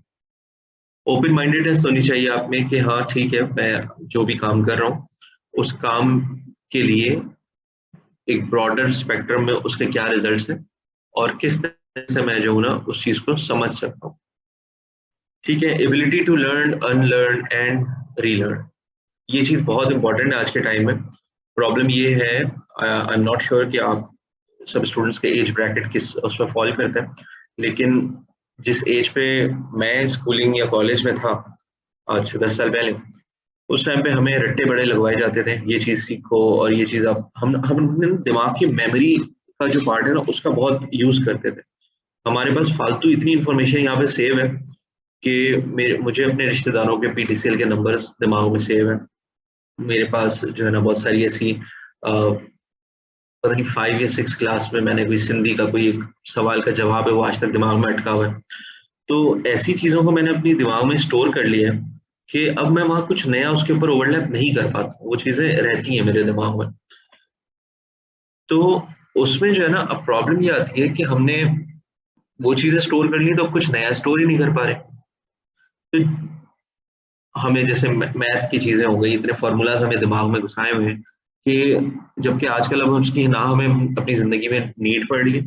मोबाइल फोन्स और रिसर्च स्किल्स हमारे पास आ गई, जब भी कोई चीज चाहिए होती है, इनफैक्ट मैं तो अक्सर जॉब की चाहे इंटरव्यू हो चाहे कोई क्लाइंट इंटरव्यू ले रहा हूँ, मैं उनको कहता हूँ कि आपको मेरे यू शुड जज me on my work rather than my memorizing skills, क्योंकि अक्सर लोग इंटरव्यूज में क्या सवाल पूछ रहे होते हैं कि अच्छा अगर लेट्स से गूगल एड्स आप रन करते हैं तो ये वाली जो फील्ड है ना ये कहाँ पे होती है। आई एम लाइक क्या इससे मतलब इसको पता करने से क्या मेरी जिंदगी में कुछ बेनिफिट हो रहा है, फर्क हो रहा है, ये इन्फॉर्मेशन मैं अपने दिमाग में हमेशा क्यों सेव रखूं, मैं अभी गूगल करूंगा मुझे पता चल जाएगा, तो मैं ये चीज क्यों सेव करूं। तो एक तो मैं अपने दिमाग का अब आजकल कोशिश करता हूँ कि जितनी मेमोरी फेज है उसको कम रखें ताकि क्रिटिकल थिंकिंग, स्ट्रेटेजिक थिंकिंग, ये चीज पे मैं ज्यादा फोकस कर सकूं। देन उसके बाद उस जो चीजें सीख ली हैं उसको बहुत जल्दी भूलना भी पड़ता है। जैसे मैंने पहला क्लाइंट सीखा मैन्युफैक्चरिंग इको बैग ब्ला ब्ला ब्ला, वो क्लाइंट जब चला गया तो अब मुझे वो चीजें जितनी बस बेसिक पता थी, बाकी चीजों को उड़ाओ दिमाग से कि किससे कितने पैसे लेने थे, किसके पास कितने हजार बैग जाने, जस्ट रिमूव इट, क्योंकि अब आपको नए क्लाइंट पे काम करना है, आपको उसकी इंफॉर्मेशन वो सारी चीजें आपको अपने एब्जॉर्ब करनी है। ठीक है, तो उसके लिए लर्निंग के लिए आपको अनलर्न भी बड़ा जरूरी होता है। फ्रीलांस मार्केट प्लेसेस आपको ऑलरेडी पता होंगे, ठीक है, ये सिर्फ एक गूगल के क्लिक की देर है। फ्रीलांसिंग के टूल्स भी आपको इजीली गूगल से मिल जाएंगे। अच्छा, प्रपोजल्स की तरफ अगर आए तो ये भी more less like different website से ही पिक आइटम है, लेकिन ये है कि थोड़ा क्योंकि जो हमारा टॉपिक है उससे लिंक करता है। तो पहली चीज तो ये है कि आपने बिल्कुल ना ब्लाइंडली हर प्रोजेक्ट पे, हर प्रपोजल पे आपने बिड नहीं करना है। हर आपने ये देखनी है सबसे पहले कि क्या ये मेरी फील्ड ऑफ इंटरेस्ट से मैच करता है। उस क्लाइंट को रिव्यू करें कि यार ये क्लाइंट कितना ऑथेंटिक है, इसने लास्ट कितने प्रोजेक्ट सक्सेसफुली डिलीवर किए हैं, इसका पेमेंट स्कोर क्या है। ये सब चीजें आपको एक ही उसी जो आपको पेज नजर आ रहा होता है, जो प्रपोजल है, जो जॉब होती है, वहां सब दिख रही होती है कि इस बंदे ने अब तक $200 खर्च किए हैं या $500 खर्च किए हैं, इसकी रेटिंग क्या है, ये कितना पुराना क्लाइंट है, सो। तो इन सब चीजों को नोट करते हुए आपने जो है ना वो अपना प्रपोजल देना है। अच्छा, हमारी आदत भी तो बड़ी बुरी है ना, हम एक सीवी बनाते हैं आई थिंक मैट्रिक इंटर के बाद और ग्रेजुएशन के बाद, और 5-5 10 10 साल हो जाते हैं जॉब को, हम वही सीवी का फॉर्मेट चला रहे होते हैं। उसी में बस एक एक लाइन ऐड कर देते हैं कि अच्छा 2 साल मैंने यहाँ पे भी जॉब कर ली, 2 साल मैंने यहाँ पे भी जॉब कर ली। ठीक है, मैं प्लेटफॉर्म्स बताता हूँ आपको इसके बाद। तो आपको बड़ी जल्दी जल्दी ना विद टाइम इवॉल्व होना पड़ता है कि आज के टाइम में जो चीज मांगी जा रही है मैं उस चीज के लिए तैयार होना चाहिए हूँ, सिंपल सी बात। क्योंकि अगर if I am not ready for it तो कोई और रेडी है, वो ले जाएगा वो opportunity. Always read the project details before hand, project की डिटेल्स को अच्छी तरह पढ़ें। बहुत सारे अक्सर जो है ना क्लाइंट्स जो सीरियस होते हैं ना अपने काम को लेके, वो उसमें एक सीक्रेट कोड भी डालते हैं, इफ यू नो। कोई कहता है कि आपने अपना प्रपोजल के शुरू में हैप्पी 1 2 3 जरूर लिखना है। वो इसलिए लिखते हैं ताकि वो मेक श्योर कर सकें कि आपने ये पूरा प्रपोजल पढ़ा, सॉरी पूरी इंफॉर्मेशन पढ़ी, और अब आप प्रपोज कर रहे हैं। दैट मीन्स कि आपने अपना टाइम लगाया।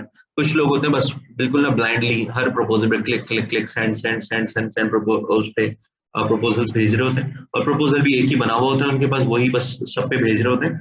तो देखें, इसमें आपका भी नुकसान है, क्लाइंट का भी टाइम का नुकसान है, और चांसेस ये हैं कि जिसने थोड़ा जो है ना बेहतर आपसे काम किया होगा, जिसने प्रपोजल को थोड़ा कस्टमाइज बना लिया होगा, जिसने क्लाइंट को जो है ना अब उसके ब्रीफ को अच्छी तरह पढ़ लिया होगा, उसको काम मिल जाएगा। और आप सिर्फ मेहनत करते करते करते करते फ्रस्ट्रेट हो जाएंगे, क्योंकि आपकी जो मेहनत है उसकी डायरेक्शन सही नहीं है।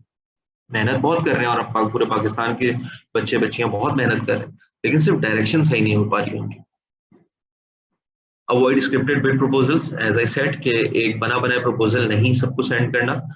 कोशिश करें कि जिसको भी आप सेंड कर रहे हैं ना अपना प्रपोजल, उसकी पहली 3 लाइनों में आप उसके उस प्रॉब्लम के बारे में जिक्र करें जो उसने प्रोजेक्ट डिटेल्स में लिखा है, और आप उसको किस तरह सॉल्व करेंगे वो आप जरूर बताएं।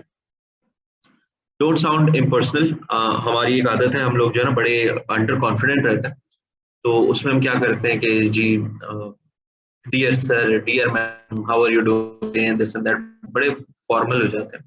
जबकि आज के टाइम में ऐसी कम्युनिकेशन हो नहीं रही है। आप सिंपल बात करते हैं कि हे हे हेलो जॉन, हेलो हेलो करते हैं, हाय करते हैं, और बात अपनी शुरू करते हैं।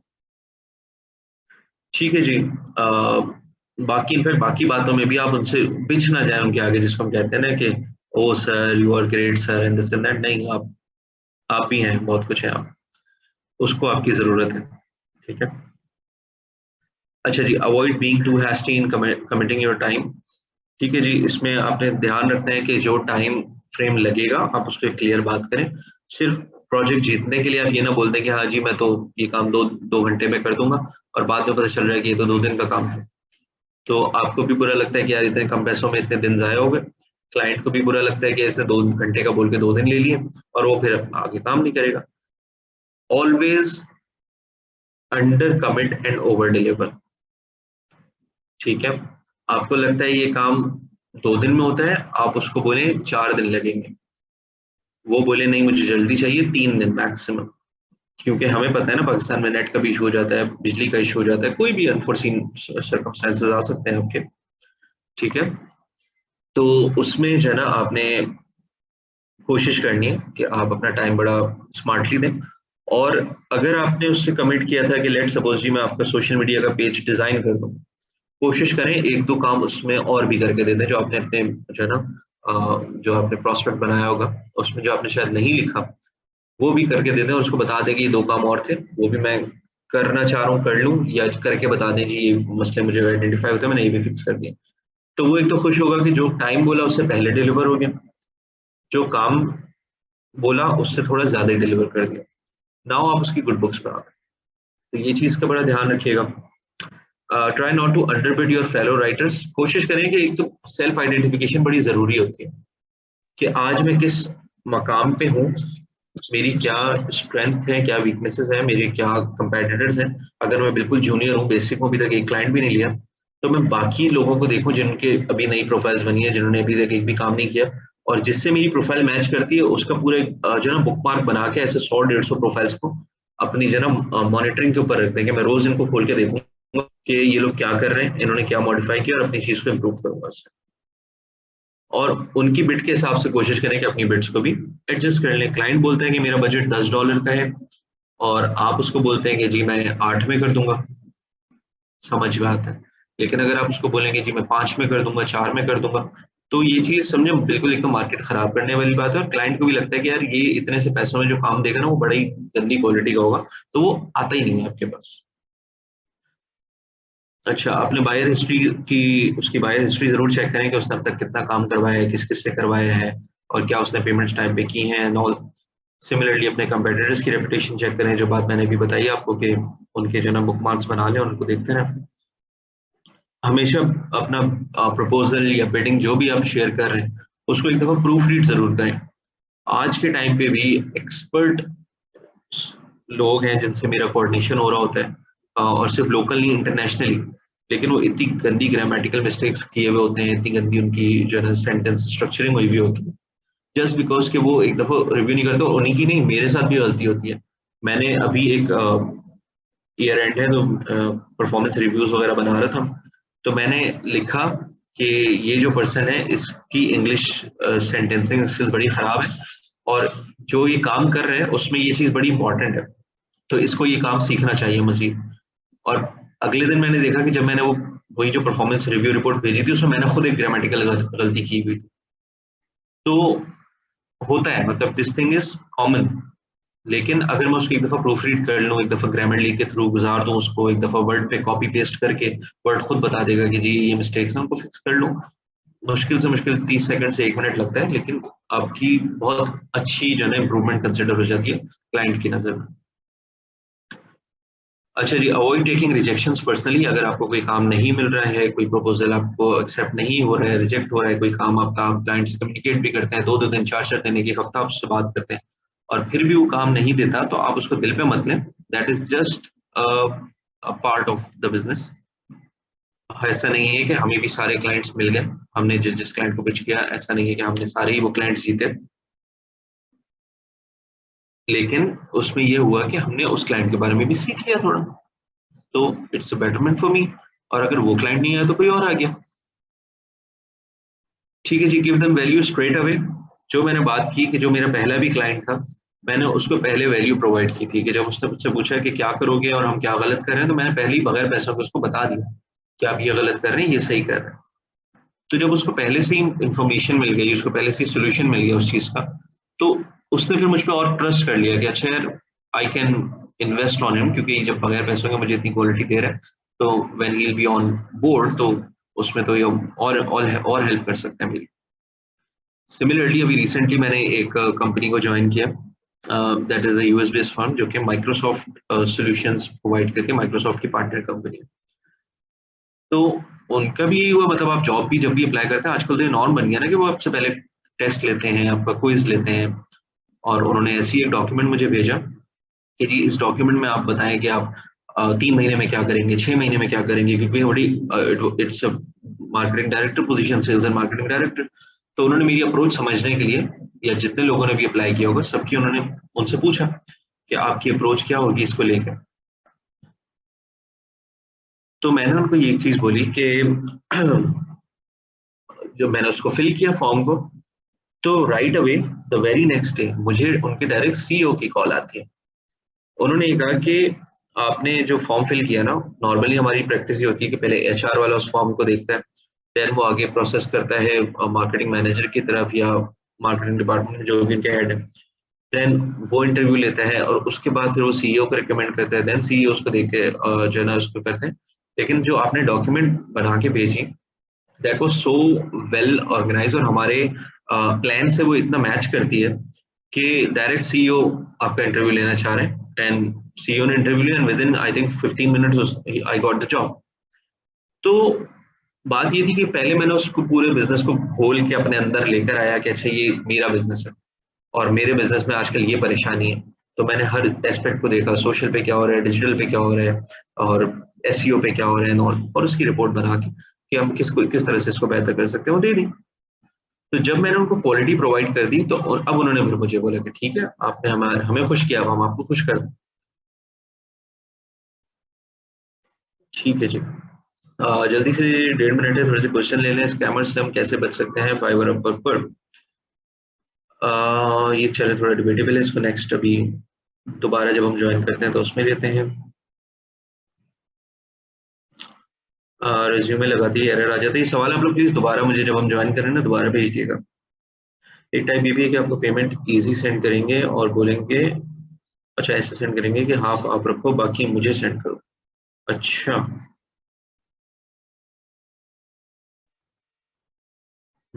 ठीक है, चलें अभी इसका दोबारा जो है ना हम लोग ज्वाइन करते हैं। अगर कोई क्वेश्चंस वगैरह हैं तो आप लोग प्लीज उसको नोट कर लें एंड देन हम इसमें फर्दर मूव करते हैं। ठीक है, हम यहाँ से कंटिन्यू करेंगे। What are buyer looks for in a bit. मैं मीटिंग एंड कर रही हूँ, फिर हम रीज्वाइन कर लेते हैं, ठीक है? चलिए ऐसे कर लेते हैं। आपने उसके मसले को क्या समझ लिया है या नहीं समझा? सेकंड थिंग इज वो ये कंसिडर करता है कि आप क्या एक्सपीरियंस लेकर आते हैं जिसकी वजह से आप ये प्रॉब्लम सॉल्व कर सकते हैं। अब फॉर एग्जांपल कि अगर उसको कोई एसईओ की प्रॉब्लम है, ठीक है, और आपके पास कोई एसईओ का एक्सपीरियंस ही नहीं है, आपको नहीं पता कि कीवर्ड रैंकिंग क्या होती है, बैकलिंक जनरेशन क्या होती है एंड सो, तो वो फिर आपको काम नहीं देगा। लेकिन अगर आपके पास नॉलेज है, एक्सपीरियंस है, तो वो आपको कंसिडर करेगा, ठीक है, कि हाँ ठीक है ये काम ही कर सकता है। सब्जेक्ट लाइन आपकी बड़ी कैची होनी चाहिए। वो कैची इस तरह से हो सकती है जैसे किसी ने लिखा कि जी मुझे वेबसाइट डेवलप करवानी, तो आप उसके लिए कोशिश करें कुछ ऐसी क्रिएटिव सब्जेक्ट सोचेंगे, उसको पढ़ते ही उसको या तो वो खुश हो जाए या वो इंटरेस्टेड हो जाए कि अच्छा now you have my attention. तो वो सब्जेक्ट लाइन कुछ कुछ भी इस तरह की हो सकती है कि tired of your old web developer, may be हो सकता है कि वो पहले किसी से बनवा के, अगर उसने प्रोजेक्ट में लिखा हुआ है कि उसने किसी से वेबसाइट बनवाई थी, now he wants to improvise it, या कुछ और अगर उसने नहीं लिखा, उसने कहा कि मुझे न्यू वेबसाइट बनवानी है, तो आप उसको कुछ इस तरह से भी लिख सकते हैं कि बेटर लेट देन नेवर, कि ठीक है आप आज अपनी वेबसाइट बना रहे हैं लेकिन ठीक है बनाते हैं, जस्ट उसको। हाँ लेकिन ये जरूरी नहीं है कि ये आप लिख दें, क्योंकि हो सकता है वो उसको नेगेटिव में भी ले जाए कि यार ये तो मजाक उड़ा रहे हैं मेरा। लेकिन जस्ट आपने क्रिएटिव थोड़ा सोचना है कि क्या चीज उसको पसंद आएगी कि अगर मैं पहली लाइन में लिखूंगा तो। अच्छा, अगर आपने सिमिलर प्रोजेक्ट्स पे काम किया हुआ है, क्योंकि ऑब्वियसली आप जब बिल्ड कर रहे हैं या जब उसको आप जो है ना अपना प्रपोजल भेज रहे हैं, तो आपने पहले ब्रीफ पढ़ा है कि हाँ ये काम मैं कर सकता हूँ, तो मेरा एक्सपीरियंस है इसमें। तो आपने वो चीज़ दिखानी है कि अगर आपने पहले किसी सिमिलर प्रोजेक्ट्स पे काम किया है तो वो बताएं कि कौन से प्रोजेक्ट्स थे और उस पर आपने क्या रिजल्ट्स अचीव किए, और उसको जो है ना बढ़ा चढ़ा के बयान करने में भी आप जरा भी ना हिचकिचाएं, आप बोलेंगे हाँ मैंने बड़ी अचीवमेंट्स किए। इसकी मिसाल ऐसे देते हैं कि अभी एक लिंक्डइन पे एक बड़ा जो मशहूर चल रहा है, कह रहे हैं कि लोग लिखते हैं कि with my approach or with my SEO approach, I took the company's monthly user base from 200-300। ठीक, अब लोग बड़े देखे हो हाँ यार 300% इसने ट्रैफिक बढ़ा दिया वेबसाइट का, और कहने जब पता ही होता है कि देखते हैं कि अच्छा उसकी वेबसाइट पे पहले ट्रैफिक कितना था, 100 लोग आते थे उसकी वेबसाइट पे और अब 300 आने शुरू हो गए, तो 300% भी है, ठीक है, लेकिन नंबर बड़ा छोटा है जो कि इजीली अचीवेबल है। लेकिन देखने में क्या लगता है कि अच्छा यार, लेकिन अगर वही ट्रैफिक अगर 1 लाख लोग आते हो और आप उसको 3 लाख करके दिखा दो, तो ये है हुई ना बड़ी अचीवमेंट। लेकिन वो नहीं बताएंगे कि यूजर का डेटा एक्चुअली कितना था, बस ये बता देंगे कि इतने % हमने बढ़ा दिया उसको। ठीक है, देन आप बायर प्रोसेस एक्सप्लेन करेंगे कि जी आप इस तरीके से काम करेंगे, क्या चीज़ें पहले आपने करनी है, क्या चीज़ें उसके बाद करनी है। जैसे अभी जो मैंने यही जो हम मिसाल दे रहे थे कि जो मैंने जो कंपनी ज्वाइन की है, सो वो लोग उन्होंने भी जब प्रोसेस पूछा था, उनको मैंने प्रोसेस में यही बताया कि पहले ही दिन से मैं सेल्स लाना शुरू नहीं कर दूंगा। आपको बड़ी सारी सफाई की नीड है, आपको अपनी वेबसाइट बेहतर करनी है, आपके सोशल मीडिया पेजेस बहुत बुरे चल रहे हैं, उनको फिक्स करना है एंड सो। तो वो मैंने पूरा प्रोसेस की एक लिस्ट बना के दी उनको कि मैं ये प्रोसेस फॉलो करूंगा and they understood that's it. Then talk business, ठीक है, कि क्या काम है उनका और क्या आपकी नेगोशिएशंस होंगी है ना। कोई उसको फ्री भी ऑफर कर दें कि अच्छा आपकी वेबसाइट मैं बना रहा हूँ लेट से, तो मेरे पास जो है ना ये वाली थीम अवेलेबल है जो कि वैसे तो $1 की है, लेकिन चले मैं आपको जो है ना फ्री में दे दूंगा, आपके लिए जो है ना ये पैसे बच जाएंगे। तो वो खुश हो जाएगा कि चलो ठीक है यार, यहाँ से मेरे पैसे बच रहे हैं। ठीक है, then what is your fee and how do you justify the amount you are bidding, कि आपकी पहले तो आप फीस बता दें, फीस क्या है और ये फीस क्यों है वो भी समझा दें कि जी इसके अगेंस्ट आप क्या क्या चीजें डिलीवर करेंगे। ठीक है, देन उसके बाद follow up is very important. अक्सर औकात हम लोग ये करते हैं कि अगर क्लाइंट कभी इंटरेस्ट शो करता है, मैसेज करता है हमें, हम उसको उस बात का जवाब तो दे देते हैं, फिर वो 1-2 दिन अगर गायब हो जाता है हम भी छोड़ देते हैं उसको। तो ये दिस इज नॉट राइट, आप उससे फॉलो अप जरूर लें ताकि एक चीज को ना एंड तक जरूर पहुंचा के। मेरे एक दोस्त है वो ये बात कहता है कि अगर कोई आपके लिए मर गया है ना तो उसको कब्रिस्तान जरूर छोड़ कर आओ या दफना के जरूर आओ। वो दोस्ती यारी में वो इस तरह की बात करते हैं, लेकिन वही बात यहाँ इम्प्लीमेंट होती है कि अगर क्लाइंट आपके लिए अब वो नॉन रिस्पॉन्सिव हो गया कि वो नहीं जवाब दे रहा, तो आपने फिर भी उसके पीछे इतना लगना है कि या तो वो काम दे दे या फिर वो खुद बोले कि हाँ जी मुझे आपसे काम नहीं करवा, ताकि एक कंक्लूजन तो मिले। ये बीच में हैंगिंग वाला जो सीन होता है ना, ये इवन एचआर भी और इवन क्लाइंट्स भी, ये it's not professional I think. तो इसका आपको जवाब जरूर लेना चाहिए, क्योंकि उसके जवाब से आप ये भी पूछें कि क्यों। तो अगर वो बताएगा मुझे आपकी कम्युनिकेशन स्किल अच्छी नहीं लगी, मुझे आपकी जो ना कुछ भी बात वो बोले, तो देन यू नो कि अच्छा क्या इशू है, क्या प्रॉब्लम क्लाइंट में थी या प्रॉब्लम मुझ में थी। वो बोलते जी मैं मुझे पाकिस्तान से काम नहीं करवाना, देन प्रॉब्लम क्लाइंट में कि ही इज अ रेसिस्ट और अ नेशनलिस्ट।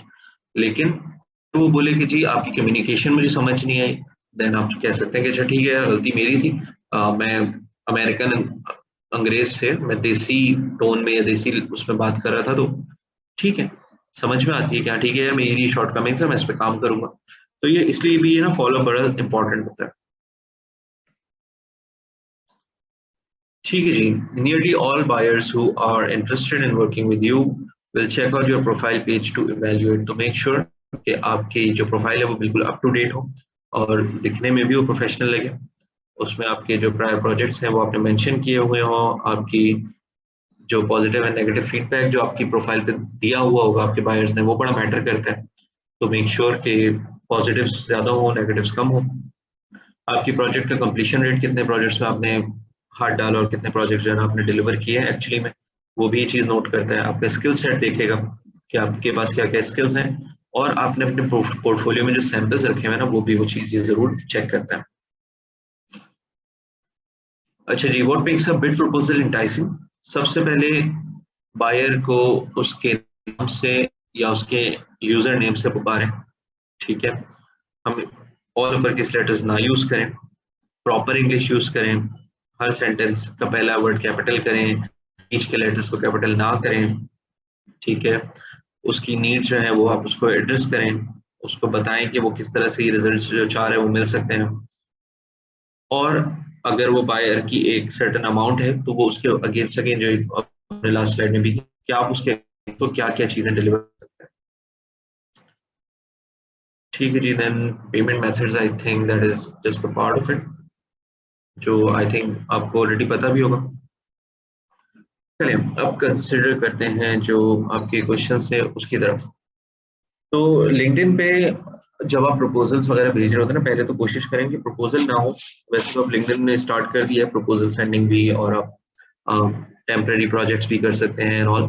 तो इन चीज़ों को मजीद पढ़ें, समझें कि किस तरह से मुझे जो है ना पार्ट टाइम काम मिल सकता है। अगर नहीं तो कोशिश करें कि मुझे एक रिमोट जॉब मिल जाए रात की, दोपहर की हो, शाम की हो, जो टाइम मुझे सूटेबल लगता है, अगर उस टाइम पे मिल जाती है वेरी गुड। क्योंकि जब वो जॉब मिलेगी ना आपको, then you become a part of their HR process. तो आप जब एक सिस्टम का पार्ट बन जाते हैं तो वो समझे उसको कंसिडर किया जाता है कि हाँ अब ये एक लॉन्ग लास्टिंग काम होने वाला है। फ्रीलांस प्रोजेक्ट्स मोस्टली बस ऑन एंड ऑफ इसके ऊपर हो रहे होते हैं। तो एक अपनी सोर्स ऑफ इनकम बनाने के लिए आप इसको कोशिश ये करें कि कोई जो है ना आपके पास एक लॉन्ग टर्म क्लाइंट, या आपके पास जो है ना कोई आपका ऐसा जॉब होनी चाहिए, रिमोट जॉब ही से। अच्छा, coming back to the client client winning thing, किस तरह से आप क्लाइंट्स को जो है ना ले सकते हैं। अच्छा, सबसे पहली चीज, जैसे सिंस चले सबीन की को लेते हैं कि आप अभी न्यू हैं, आपका ना पोर्टफोलियो बना हुआ है, ना अभी आपके पास कोई क्लाइंट आया है, ना आपके पास कोई एक्सपीरियंस है, तो अब इस बेस में आप कैसे आप डिलीवर करें काम को, तो उसकी भी मिसाल यही आती है सर कि सर ये जिस तरह आपने अभी बताया ना, सर जिस तरह आपने अभी बताया, मेरे माइंड में एक क्वेश्चन आया कि अभी हमारे मैं खुद अभी न्यू भी हूँ, तो हम्म, मैंने पोर्टफोलियो टाइप इस तरह कुछ भी नहीं बनाया। तो इस तरह हम लोग लिंक्डइन में किस तरह स्टार्ट करें? अभी कुछ भी पोर्टफोलियो भी नहीं है, ना इतना एक्सपीरियंस है, तो लिंक्डइन से स्टार्ट करने जो प्रोसीजर हो, यानी कि जो मैंडेटरी होता है, वो काइंडली थोड़ा गाइड कीजिएगा। देखिए उसी पॉइंट पे मैं आ रहा हूँ। अब आप सब डिफरेंट डिफरेंट फील्ड्स के होंगे, कोई ग्राफिक डिजाइनर है, कोई कंटेंट राइटर है, कोई वीडियो एडिटर है, कोई वेबसाइट डेवलपर, सोशल मीडिया, सबके काम डिफरेंट है, ठीक है। लेकिन अब अपना पोर्टफोलियो कैसे बनाएं, या अपना वो पहला क्लाइंट कैसे लाएं जिसकी बेस पे आप मजीद क्लाइंट्स ले सकें, उसके लिए आपको देखिए थोड़ी मेहनत तो करनी पड़ेगी। और वो मेहनत आपको थोड़ा सा कन्वेंशनल वे से हट के, क्योंकि जैसे मैंने बात की कि फाइवर पे आपकी प्रोफाइल स्ट्रेंथ देखी जाएगी या सिर्फ किस्मत का गेम है। अपवर्क पे आपकी बहुत सारी चीजें कंसिडर होती हैं, आपके पास एक्सपीरियंस है या नहीं है। तो पहले तो आप सेल्फ इवेल्युएट करें ना कि मैं भी कहाँ स्टैंड करता हूँ। आप एक बहुत सैचुरेटेड और बड़ी जो है ना कंपेटिटिव मार्केट में एक बिल्कुल न्यू भी आए हैं, और इसके लिए आपने बहुत सारी मूवीज देखी होंगी। मैं रिकमेंड भी कर सकता हूँ, जैसे एक अभिषेक बच्चन की गुरु मूवी आई थी, वो देखें। या आई थिंक एक वो जो वॉल स्ट्रीट चले, वो रहने देते हैं, लेकिन आप सर्च करें कि मोटिवेशनल मूवीज या इंस्पिरेशनल मूवीज, और उनसे आपको पता है आइडिया ये मिलता है कि कभी भी जो है ना सीधा रास्ता जो चल रहा है ना दुनिया का, उसमें रहते हुए आप कभी भी स्टैंड आउट नहीं कर सकते। स्टैंड आउट का मतलब ये ना कि बाकियों से अलग किया है इसने। और जरूरी नहीं कि वो बिल्कुल ऐसा हो कि पूरी दुनिया से बिल्कुल हटके आपने काम करना है, नहीं है। सिर्फ ये होता है कि जहां आपने अपनी थोड़ी सी अप्रोच चेंज की ना, कि बाकी दुनिया आज के टाइम पे फाइवर अपवर्क पे पागल हुई भी है काम करने के लिए, तो आप थोड़ा सा अनकन्वेंशनल वे में चल। आपकी कोशिश ये करें कि एक तो आपने अगेन इसको जो है ना थोड़ा मिसाल देनी पड़ेगी फील्ड वाइज। अब ग्राफिक डिजाइनर्स हैं, ग्राफिक डिजाइनर का काम क्या होना चाहिए कि वो ग्राफिक्स बनाए, ठीक है। और जब तक आपके वो ग्राफिक्स नहीं बन रहे, तब तक वो क्या कर रहे हैं, वो बैठ के नेटफ्लिक्स पे टाइम जाया कर रहे हैं, या वो बैठ के जो है ना अपनी वीडियो गेम्स खेल रहे हैं। ऐसा नहीं करना है। आप ये समझें कि आज से ही आपकी जो है ना जॉब लग चुकी है, आपको जो है ना एक बहुत अच्छी बड़ी कंपनी ने हायर कर लिया है, और वो कंपनी मजे की बात आपकी खुद की है, आप ओन करते हैं उस कंपनी को। और लेकिन अब मसला सिर्फ ये है कि अब आपकी कंपनी में जो है ना सारे एम्प्लॉइज भाग गए और आप सिर्फ अकेले बचे हैं, लेकिन काम आपने बहुत करना है। अब वो काम क्या क्या करना है? सबसे पहले आपने अपनी कंपनी का काम जो है ना, जो पूरी टीम आपकी कर रही होती थी, वो काम पहले तो आपने सीखना है। मेरी नज़र में 5 काम ऐसे हैं जो कि आपको हर हालत में सीखने ही सीखने चाहिए। वो इसी स्लाइड पे मेरे पास है भी, तो चलिए मैं उसको ओपन भी कर देता हूँ।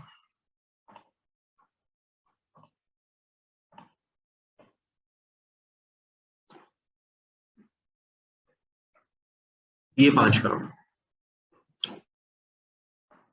सबसे पहले जो है ना आपके पास होनी चाहिए एक स्ट्रेटजी, एक सोच होनी चाहिए कि मैं जो भी काम कर रहा हूँ, मैं जो भी काम कर रही हूँ, वो काम क्या है, वो काम कैसे होता है, उस काम के बारे में बस सोचना शुरू कर दूँ कि मैं उस काम को सीखूँ कैसे, उस काम को करूँ कैसे, उस काम को बेचूँ कैसे। हर तरह के एस्पेक्ट को सोचना आना चाहिए आपको। और ये सबसे इम्पोर्टेंट काम है, क्योंकि जब मैं ये चीज़ कर रहा होता हूँ ना, जब जो मैंने आपको बात बताई कि जब हम किसी क्लाइंट पोटेंशियल क्लाइंट को पिच भी करने जाते हैं, तो मैं इतना सोच के जा चुका होता हूँ उसके बारे में कि वो कहता है कि यार इसको पता है बिज़नेस के बारे में। तो वो कहता है कि ठीक है, वो कंसिडर करता है कि yes they know it, how to do it. Second चीज़ कि आप जो कुछ सोचते हैं, आपको उसको लफ्ज़ों में बयान करना आना चाहिए। आप उसको लिखना आना चाहिए आपको उसको। अगर कोई चीज़ आपने सोची है कि वीडियो है, तो वो वीडियो कंटेंट क्या होगा, किस तरह से शूट होगा, क्या होगा, वो सब आपको आना चाहिए। इवन छोटी से छोटी बात की अगर आप प्रपोज़ल भी लिख रहे हैं, तो पहले आप सोचिए, जब सोच लिया आपने कि मुझे इसको क्या प्रपोज़ल देना है, तो नेक्स्ट चीज़ आप ये लिखेंगे कि आप लिखना शुरू करेंगे। तो वो लिखने की जो स्किल है ना, वो भी आप सबको आनी चाहिए। ये दिखने में सब अलग-अलग स्किल्स लग रही हैं, बट मेरी नज़र में अब ये चीज़ें ऐसी हो गई हैं जैसे आपके मोबाइल का फ़ोन, कि पहले एक टाइम पे हर फ़ोटोग्राफ़ी बड़ी मुश्किल से मिलती थी। कोई पूरे मोहल्ले में एक दुकान होती थी जो फ़ोटोग्राफ़ी करता था। लेकिन आजकल वो फ़ोटोग्राफ़ी इतनी कॉमन हो गई है कि हर किसी के फ़ोन में कैमरा है। तो इसका ये मतलब तो नहीं हुआ कि फ़ोटोग्राफ़ी खत्म हो गई दुनिया से, या फ़ोटोग्राफ़ी की नीड, लेकिन इतनी कॉमन हो गई है कि अब हर किसी को वो करनी आती है। सेम चीज़ कंटेंट राइटिंग दुनिया से कभी खत्म नहीं हो रही, एआई भी आ जाए, कुछ भी आ जाए, वो कभी खत्म नहीं होने वाली। तो लेकिन आपको आनी चाहिए कि अगर एआई ने जो लिखा भी है, वो पढ़ के आपको पता होना चाहिए इसने सही लिखा है, गलत लिखा है, अच्छा लिखा है, बुरा लिखा है, मेरे ऑब्जेक्टिव्स के हिसाब से लिखा है या गलत लिखा है, उसको मैं चेंज कर सकता हूँ, नहीं कर सकता हूँ। तो उसके लिए आपको कंटेंट आना चाहिए, और जितने कंटेंट बढ़ जाए, जितने कंटेंट राइटर्स बढ़ जाए दुनिया में, कंटेंट के बगैर आपका सर्वाइवल नहीं है। देन उसके बाद जो आपने लिखा है उसको आपको प्रेज़ेंट करना आना चाहिए, तो आपको उसको डिज़ाइन करना आना चाहिए कि अगर मैंने सोशल मीडिया की पोस्ट बनाई है तो उसकी क्या डिज़ाइनिंग होगी। मैंने अगर एक मोबाइल एप्लीकेशन बनाई है तो मोबाइल एप्लीकेशन किस तरह की दिखनी चाहिए। मैंने अगर एक ब्लॉग लिखा है तो वो ब्लॉग पूरा पढ़ने का एक्सपीरियंस क्या होना चाहिए कि पहले उसको स्लाइडर नज़र आए, फिर उसके बाद उसमें जो है ना मज़ीद चीज़ें नज़र आएँ। ठीक है? देन आपका फोर्थ आता है क्लाइंट सर्विसिंग की, जो चीज़ें आपको आती हैं वो आप बेचें, देन उसके सवाल-जवाब आएँ, वो आप उसको जो है ना फिर फर्दर आप उसको नेगोशिएशंस करें। Fifth is your hard skill, जो जिसमें आपकी सेल्स स्किल्स आ जाती हैं, या जो भी आप चीज़ आपकी फोर्टे है कि आप वेब डेवलपर हैं, डिज़ाइनर हैं, वो आपकी बेसिकली 5वीं स्किल आती है कि अब आपने उसमें टारगेट ओरिएंटेड आपने काम करना है। ठीक है जी। अच्छा, देन हम आते हैं कि अब आप इसमें आप अपना पोर्टफोलियो कैसे बनाएँ?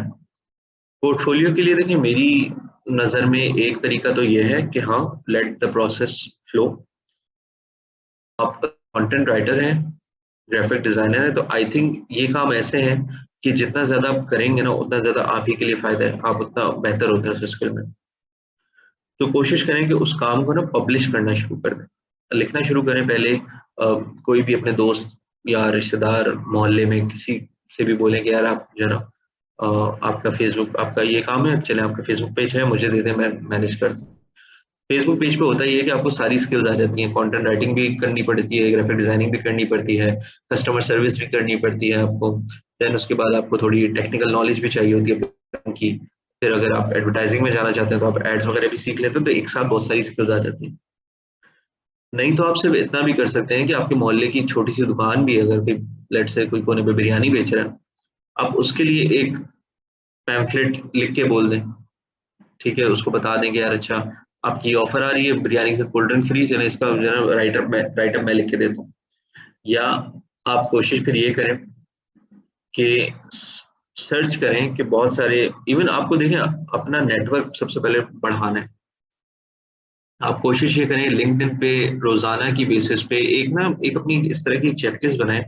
रोज़ाना फ़ेसबुक पे 10 लोगों को ऐड करें, जो आपको लगता है कि ये आपके करियर में हेल्प करेंगे।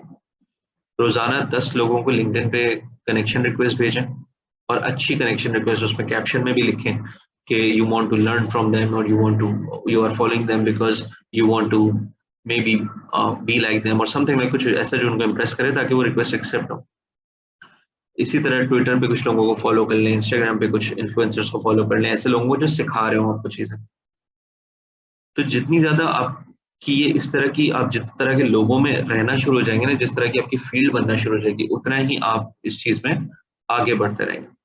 जैसे अभी मैं अगर अपनी फील्ड में पोस्ट करता हूँ दोनों पॉइंट से कि मुझे कोई कोई रिसोर्स चाहिए, तो मेरे पास बहुत सारे लोग हैं जो आ जाएंगे, जी मैं, या तो मैं करता हूँ या मैं किसी को जानता हूँ। या अगर मैं लिखूं कि I am providing this service, जैसे भी आई थिंक लास्ट ईयर मैंने एक ई कॉमर्स बिजनेस स्टार्ट किया था, हेलो के इस तरह के ईयरबड्स वगैरह जो होते हैं ना, वो मैंने लॉन्च किए थे। तो मैंने सिर्फ पब्लिश कर दिया कि यस मैंने इसका लाइसेंस लिया एंड ऑल, तो ऑटोमेटिकली इनबॉक्स में मुझे मैसेज आना शुरू हो गए ऑर्डर्स के, जस्ट बिकॉज के they know me, they trust me and so. तो आपने अपनी ऑनलाइन क्रेडिबिलिटी सबसे पहले उस पर काम करना है। जब तक आपको क्लाइंट नहीं मिलना ना, आप खुद पे मेहनत करें, अपना अबाउट अस सेक्शन इंप्रूव करें, अपनी सीवी को इंप्रूव करें, उसकी डिजाइनिंग को इंप्रूव करें। उसके बाद जो है ना, अब क्लाइंट्स की जहां तक बारी आती है ना, ठीक है, जहां तक क्लाइंट्स की बारी आती है उसमें फिर आप कोशिश ये करें कि पहला आपने कोशिश, देखिए अगेन बात वही होती है कि पहला client is always the most difficult one. उसके लिए आपको हर हर तरीके से जाना है, आपको फेसबुक ग्रुप्स पे जाके मैसेज करना पड़े कि आप ये काम करते हैं। इवन छोटी सी मिसाल मैं देता हूँ कि एक तो हम इतना जो है ना बड़ा घबराते भी बहुत हैं इस तरह के कामों से, लेकिन एक मिसाल लेते हैं फेसबुक और लिंक्डइन की।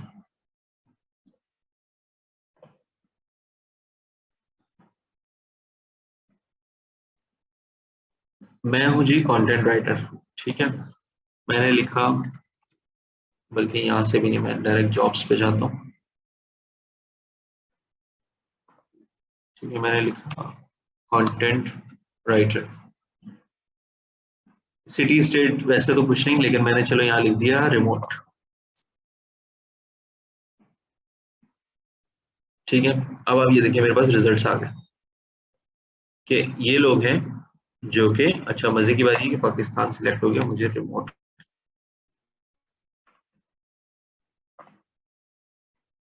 ये कंट्री कैसे सेलेक्ट होंगे?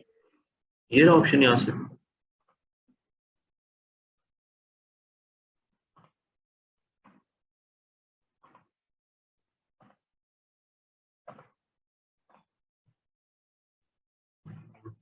इशू आ रहा है।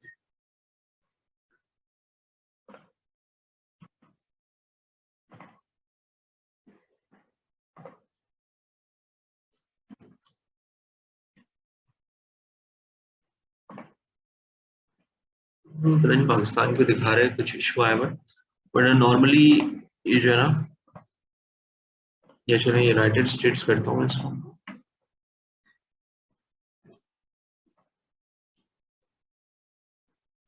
ठीक है। अब मैंने यूनाइटेड स्टेट्स किया और मैंने उसके बाद जॉब टाइप पे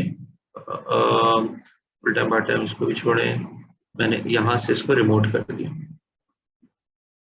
अब ये मुझे तकरीबन 4700 से भी ज्यादा रिजल्ट्स दिखा रहे हैं कि ये सब लोग हैं जो कि रिमोट ग्राफिक डिजाइनर हायर करना चाह रहे हैं। तो बस स्टार्ट अप्लाइंग देम, ठीक है। इसी तरह अगर हम कंटेंट राइटर ढूंढते हैं तो देखिए कोशिश आप करेंगे, जिस तरह मैंने कहा रोज 10 लोगों को ऐड करें, उसी तरह रोज 10 प्रपोजल्स, 10 तो नहीं ज्यादा भेजें। जो मैंने बात बोली ना कि आप अपने आप को जब हायर कर रहे हैं जॉब पे, तो अब आप 8 घंटे तो देंगे खुद को, और उस 8 घंटे में आप दिन के यहाँ पे 50 प्रपोजल्स भेज सकते हैं, 50 भेज दें। फाइवर पे भी कोशिश करें, अपवर्क पे भी कोशिश करें, जो और नए प्लेटफॉर्म्स आ रहे हैं आप उस पर भी कोशिश करें। इवन कहीं से भी आपको कोई किसी ग्रुप की मेंबरशिप मिलती है, कोई फेसबुक पे ग्रुप लगता है, जैसे फेसबुक पे आप सर्च करते हैं फ्रीलांस जॉब्स,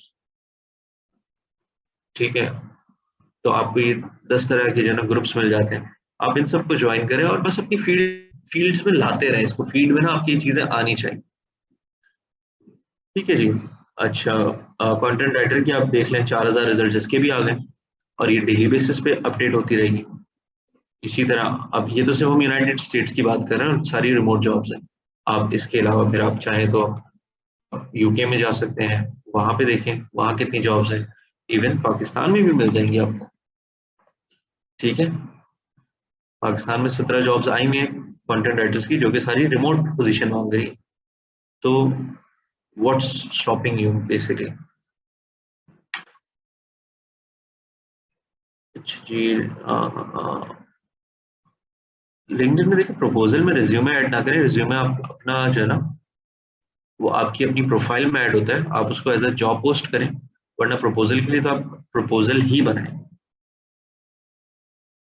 और देखें आप क्या वो उसके क्या उसकी सारी प्री रिक्विजिट्स फॉलो कर रहे हैं, कि जिस एक्सटेंशन में अगर वो पीडीएफ मांग रहे हैं, कहीं आप वर्ड फाइल तो नहीं अपलोड कर रहे, या कोई भी इशू तो नहीं आ रहा उसकी अपलोडिंग में।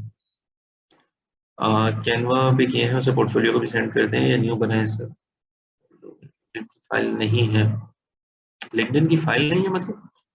अच्छा, कैनवा वगैरह के जो भी काम है, हाँ बेशक आप उसको डालें, लेकिन देखिए मेरी नज़र में पता है क्या है, कि आप कोशिश करें कि अगर आपका कोई काम नहीं है ना, तो आप किसी काम को उस तरह से करना शुरू कर दें कि जैसे फॉर एग्जाम्पल जैसे प्रोजेक्ट्स आप कह लें, कि आप एक ब्रांड को देखें और आप बोलें कि जी मैं इसके लिए ब्लॉग लिखना चाहती हूँ, आपने वो ब्लॉग लिख दिया, उसको आप अपने पोर्टफोलियो में ऐड कर दें कि I wrote a blog for this brand, और ब्रैकेट में मेंशन जरूर कर दें कि असाइनमेंट लिख दें उसमें, या उसमें ब्रैकेट में लिख दें कि सेल्फ प्रोजेक्ट या समथिंग लाइक दैट। दूसरा, ग्राफिक डिजाइनिंग में भी आप ये करें कि अगर आपको कोई ब्रांड का काम पसंद आ रहा है, आप उसके लिए कुछ पोस्ट वगैरह बनाएं, कहीं पब्लिश ना करें, सिर्फ अपने पोर्टफोलियो में ऐड करें कि मैं इस तरह का काम कर सकता हूँ।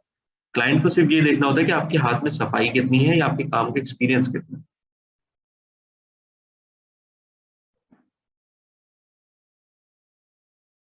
अच्छा, नहीं, लिंक्डइन की अगर प्रोफाइल नहीं है तो बना लें, ये तो कोई एक्सक्यूज नहीं है कि मेरे पास जो है ना सब कुछ है, पैसे भी हैं, लेकिन मैं दुकान खोलना नहीं चाह रही।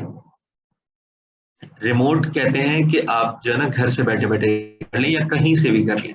रिमोट जो है ना वो लोकेशन बाउंड नहीं होता है, कि आप कहीं से भी काम करें, आप जो है ना कर सकते हैं, जो हमारी नज़र में वही फ्रीलांसिंग रिमोट जॉब ही होती है। लिंक्डइन पे रोज अपनी रिज्यूमे सेंड करें, लेकिन कंपनी का रिप्लाई नहीं आता, एनी सजेशन? देखिए, कंपनी का रिप्लाई मुझे भी नहीं आता है। मैं अगर सिर्फ आपको अपनी जॉब पोस्टिंग्स दिखाऊं ना, अगर मैंने अभी रिसेंटली कितनी जॉब पोस्ट की है, तो मैंने कोई डेली बेसिस के ऊपर कुछ नहीं 100-200 तो किए होंगे। ठीक है, ये देखें 1750 जॉब्स में मैंने अप्लाई किया है, जिसमें से आज तक मुझे सिर्फ लिंक्डइन से मिली हैं 3, जिसमें से एक किसी का मैंने पोस्ट पे कमेंट देखा था, वहां मैसेज किया था, तो ये इनसे नहीं मिली। 2 जॉब्स ऐसी हैं जो मैंने यहाँ जॉब्स की थी, मैंने अप्लाई किया और मुझे वहां से जॉब मिल गई। तो 1750 में से 2 मिल रही हैं मुझे, मतलब मैं ब्रैग नहीं कर रहा हूँ, बट अल्हम्दुलिल्लाह पोर्टफोलियो स्ट्रांग है, काम का एक्सपीरियंस है, इंटरनेशनल मार्केट का एक्सपीरियंस है, तब जाके ये रेशो है। तो हम थक जाते हैं, 100 जॉब पोस्ट अप्लाई करेंगे और बोलेंगे यार हमें तो कोई रिप्लाई नहीं आया। ऐसा नहीं है। लिंक्डइन में जॉब के लिए अप्लाई रिज्यूमे काफी है या पोर्टफोलियो होना जरूरी है? ऐसा सोच रहे हो? देखिए, पोर्टफोलियो आपका हर काम के लिए होना जरूरी है, क्योंकि रिज्यूमे से आप जॉब अप्लाई तो कर देंगी, लेकिन उसके बाद फिर जब वो पूछेगा कि आपने क्या क्या काम किया है, तो वो तो दिखाना ही पड़ेगा। उसके लिए इट्स बेटर कि आपके पास एक जो है ना पोर्टफोलियो हो। चलें, इसी बात पे मैं आपको अपनी सीवी के भी थोड़े से जो है ना एक रिव्यू करवा देता हूँ, कि मैंने अपनी ही सीवी में जो है ना पोर्टफोलियो भी ऐड किया हुआ है।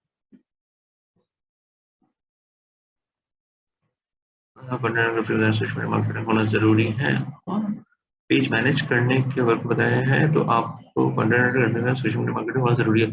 हाँ, सोशल मीडिया मैनेज करने के लिए ये सब चीजें अगर आप सीख लें तो अच्छी बात है।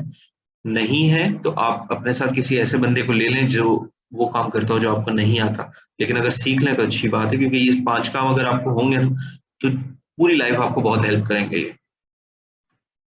लिंक्डइन पे प्रोफाइल स्ट्रॉन्ग है, मैंने ऐसे ही बताया कि एक बहुत सारी चीजें, आप सिर्फ टिप्स सिलेक्ट करें, गूगल पे लिखें tips to improve your LinkedIn profile, वो आपको बहुत सारी चीजें बताएगा कि प्रोफाइल पिक्चर कैसे बेहतर करनी है, आपने आपने अपना अबाउट सेक्शन कैसे इंप्रूव करना है, कनेक्शंस कैसे इंप्रूव करने हैं, आपने अपना काम कैसे फीचर करना है, बहुत सारी चीजें हैं लिंक्डइन पे। और दूसरा फिर ये है कि असल चीज लिंक्डइन पे मैटर करती है आपका नेटवर्क और कनेक्शंस। तो अच्छे लोगों को ऐड करना शुरू करें, डेली बेसिस पे ऐड करें, अपने पोर्टफोलियो स्ट्रांग बनाएं। हैंड्स ऑन ट्रेनिंग यार अभी तो नहीं है मेरी, अभी कोशिश चल रही है, या तो आईबी यूनिवर्सिटी में या फिर दूसरी यूनिवर्सिटी है दाऊद यूनिवर्सिटी में। इन दो यूनिवर्सिटी से भी मेरी बात चल रही है, हो सकता है यहाँ पे भी हम कुछ सेशन वगैरह लॉन्च करेंगे, तो वहाँ मेरा इरादा है हैंड्स ऑन ट्रेनिंग का। और कोई नहीं मिला अगेन आपका, क्योंकि फाइवर पे आप न्यू हो और न्यू लोगों को काम ऐसे नहीं मिलता मार्केट प्लेसेस में। वही बात मुझे बार बार यही याद आती है कि जब वो गुरु फिल्म में जाता है पहली बार मार्केट में, सिल्क की मार्केट में, तो वहाँ वो बेचने वाले होते हैं, उसके ऊपर किसी ऐसे ऊंचाई पे खड़े होते हैं, वो बोली लगा रहे होते हैं और नीचे बहुत सारे बायर आवाजें लगा रहे होते हैं कि जी मैं इतने पैसे दूंगा, मैं इतने पैसे दूंगा, और उसको बेच देता है। लेकिन बात वही है कि अब इसको आप इस तरह से कर लें कि जो ऊपर खड़ा हुआ है वो क्लाइंट है, और नीचे ये 500 लोग जो खड़े हुए हैं वो आप सब लें फ्रीलांसर्स हैं, और आप सब शोर कर रहे हैं कि जी मुझे काम दो, मुझे काम दो, मुझे काम दो। उसको आधों की आवाज तो आ भी नहीं रही, वो सिर्फ एक चीज सुन रहे हैं, कौन पैसे कम दे रहे हैं या कौन पैसे जो है ना काम अच्छा कर रहे हैं, वो उसको बोलता है ठीक है जाओ दिया। तो ये वाला सिनेरियो है, ठीक है। बाकी अगेन देखिए, मैं मेरी कोशिश ये है कि मैं जो ना प्लेटफॉर्म बाउंड फ्रीलांसिंग किसी को ना सिखाऊं। कल को फाइवर मसले करता है, कल को अपवर्क मसले करता है, कल को कोई भी प्लेटफॉर्म मसले करते हैं, तो आपका जो एटीट्यूड है ना फ्रीलांसिंग का, वो शटर नहीं होना चाहिए। आपको वो स्किल आनी चाहिए कि भाई मैं अगर गली में, लिटरली मैंने जो इको बैग्स की हमने बात की थी, पहला क्लाइंट तारिक रोड पे ऑफिस था, और मैं रोज निकल जाता था ऑफिस से तारिक रोड की जो स्ट्रीट की जो दुकानें हैं ना पूरी डॉल्फिन मॉल वाली पट्टी में, मैं एक एक दुकान पे जाता था और मैं खुद इंट्रोड्यूस करता था कि अस्सलाम वालेकुम सर, मैं ये हूँ और मैं इस कंपनी से आया हूँ, आप ये प्लास्टिक के बैग यूज कर रहे हैं तो आप ये वाले बैग्स क्यों नहीं यूज करते। हालांकि बस इतना सा फर्क है और इससे आपकी ब्रांडिंग भी होती है, ये बैग बार बार यूज भी होते हैं। वो एक पूरी पिच थी मेरी, वो मैं देता था। और लिटरली पूरी तारिक रोड की मार्केट में मैंने पिच किया था, और वहां से सिर्फ मुझे 2 क्लाइंट्स ने ऑर्डर दिया था। अफरीदी ने उस टाइम पे ब्रांड खोला था विद्यान क्लोथिंग, उसका एक बड़ा मुझे क्लाइंट मिला था, और एक ब्राइडल था मोहसिन करके, उस क्लाइंट ने हमें काम दिया था। अदरवाइज काम इतना आसानी से नहीं मिलता, इवन आप क्लाइंट के मुंह पे जाकर उसके सामने भी बैठ जाओ। तो sales is a very difficult job, it's not that easy, लेकिन आपकी वो अप्रोच होनी चाहिए कि हाँ मुझे ये काम करना है। और इतनी आसानी से देखें, इतनी कंपेटिटिव मार्केट में जहाँ आबादी इतनी बढ़ गई है, जहाँ हर चीज जो है ना इतनी तेजी से बढ़ रही है, कॉम्पिटिशन लेवल बढ़ रहा है, तो you need to speed up. आपको अपनी स्किल्स भी इंप्रूव करनी है, और आपको साथ साथ अपनी जो है ना स्किल्स के साथ साथ आपको अपनी अप्रोच भी चेंज करनी है कि किस तरह से आप क्लाइंट्स को ग्रैब कर सकते हैं। ओके, सीवी का मैंने कहा जैसे एक दफा ओवरव्यू कर लें, तो दिस इज माय सीवी, जिसकी बेस पे यहाँ मैंने अपनी स्किल्स मेंशन कर दी हैं। This is about me in a crux, यहाँ थोड़ा सा अबाउट मी का सेक्शन, कॉन्टैक्ट डिटेल्स वगैरह सब चीजें सामने। देन सीवी देखने वाले सबसे पहले देखता है एक्सपीरियंस आपका, आपने क्या क्या किया है, वो सब चीजें मैंने यहाँ मेंशन कर, ठीक है। इवन एक्सपीरियंस में भी मेंशन कर दिया कि हमने उस कंपनी में रहते हुए भी क्या क्या चीजें ऐसी हैं जो मैटर की हैं, जो चीजें ऐसी आपके लिए इम्पोर्टेंट थी वो की। जो पुरानी जॉब्स हो गई हैं 2011-13, वो सब पे बस मैंने उनका नाम मेंशन कर दिया। सर्टिफिकेशन जो जो हैं वो सारी मेंशन करनी है, एजुकेशन वाइज मैंने मेंशन कर दी। वर्क हिस्ट्री में मैंने जिस जिस क्लाइंट के ऊपर काम किया वो सब भी मैंने इसी में मेंशन कर दिया, कि उनको ये पता चल जाए कि अच्छा ये हर फील्ड में काम कर चुका है, तो अब जहां भी मैं जॉब अप्लाई कर रहा हूँ वो इनमें से किसी एक फील्ड की होगी, तो उसको देख के पता चल जाए कि अच्छा अगर मैंने एजुकेशन सेक्टर में इस तरह से काम किया हुआ तो ठीक है जी। सेलिब्रिटीज अगर कोई देखते हैं तो अच्छा जी इन्होंने सेलिब्रिटीज के साथ काम किया हुआ है, ई कॉमर्स पे ये क्लाइंट काम किया हुआ, तो आइडिया हो जाता है। देन सॉफ्टवेयर और टूल्स मुझे क्या क्या आते हैं वो सब मैंने मेंशन कर दिया। तो इस बेस के ऊपर ना आपका आधा काम हो जाता है कि सवाल जवाब बचता नहीं है रिक्रूटर के पास। इन आई थिंक रिकॉर्डिंग आप देख लीजिएगा तो आपको ये सारी चीजें ना दोबारा जाएंगी। अगर एक्सपीरियंस ना हो क्या कर सकते हैं, में अगर एक्सपीरियंस नहीं है तो देखा अगेन वही वाली बात है, एक्सपीरियंस पहले गेन करना है। अब वो एक्सपीरियंस, चलें एक और मैं आपको टिप देता हूँ कि हम लोग लगता है कि एक्सपीरियंस सिर्फ जॉब से ही आता है, जॉब से नहीं आना चाहिए। आप सब अपनी कंपनियां बनवा सकते हैं 1500 रुपए में, आप सबको बनानी चाहिए अपनी कंपनी।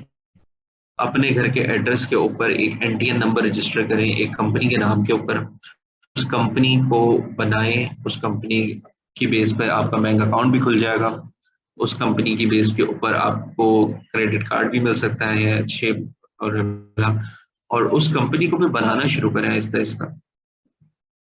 चाहे आप एक काम करते हैं, वो कंपनी ये काम करती है। कंपनी से स्टार्ट रिप्रेजेंटिंग योरसेल्फ।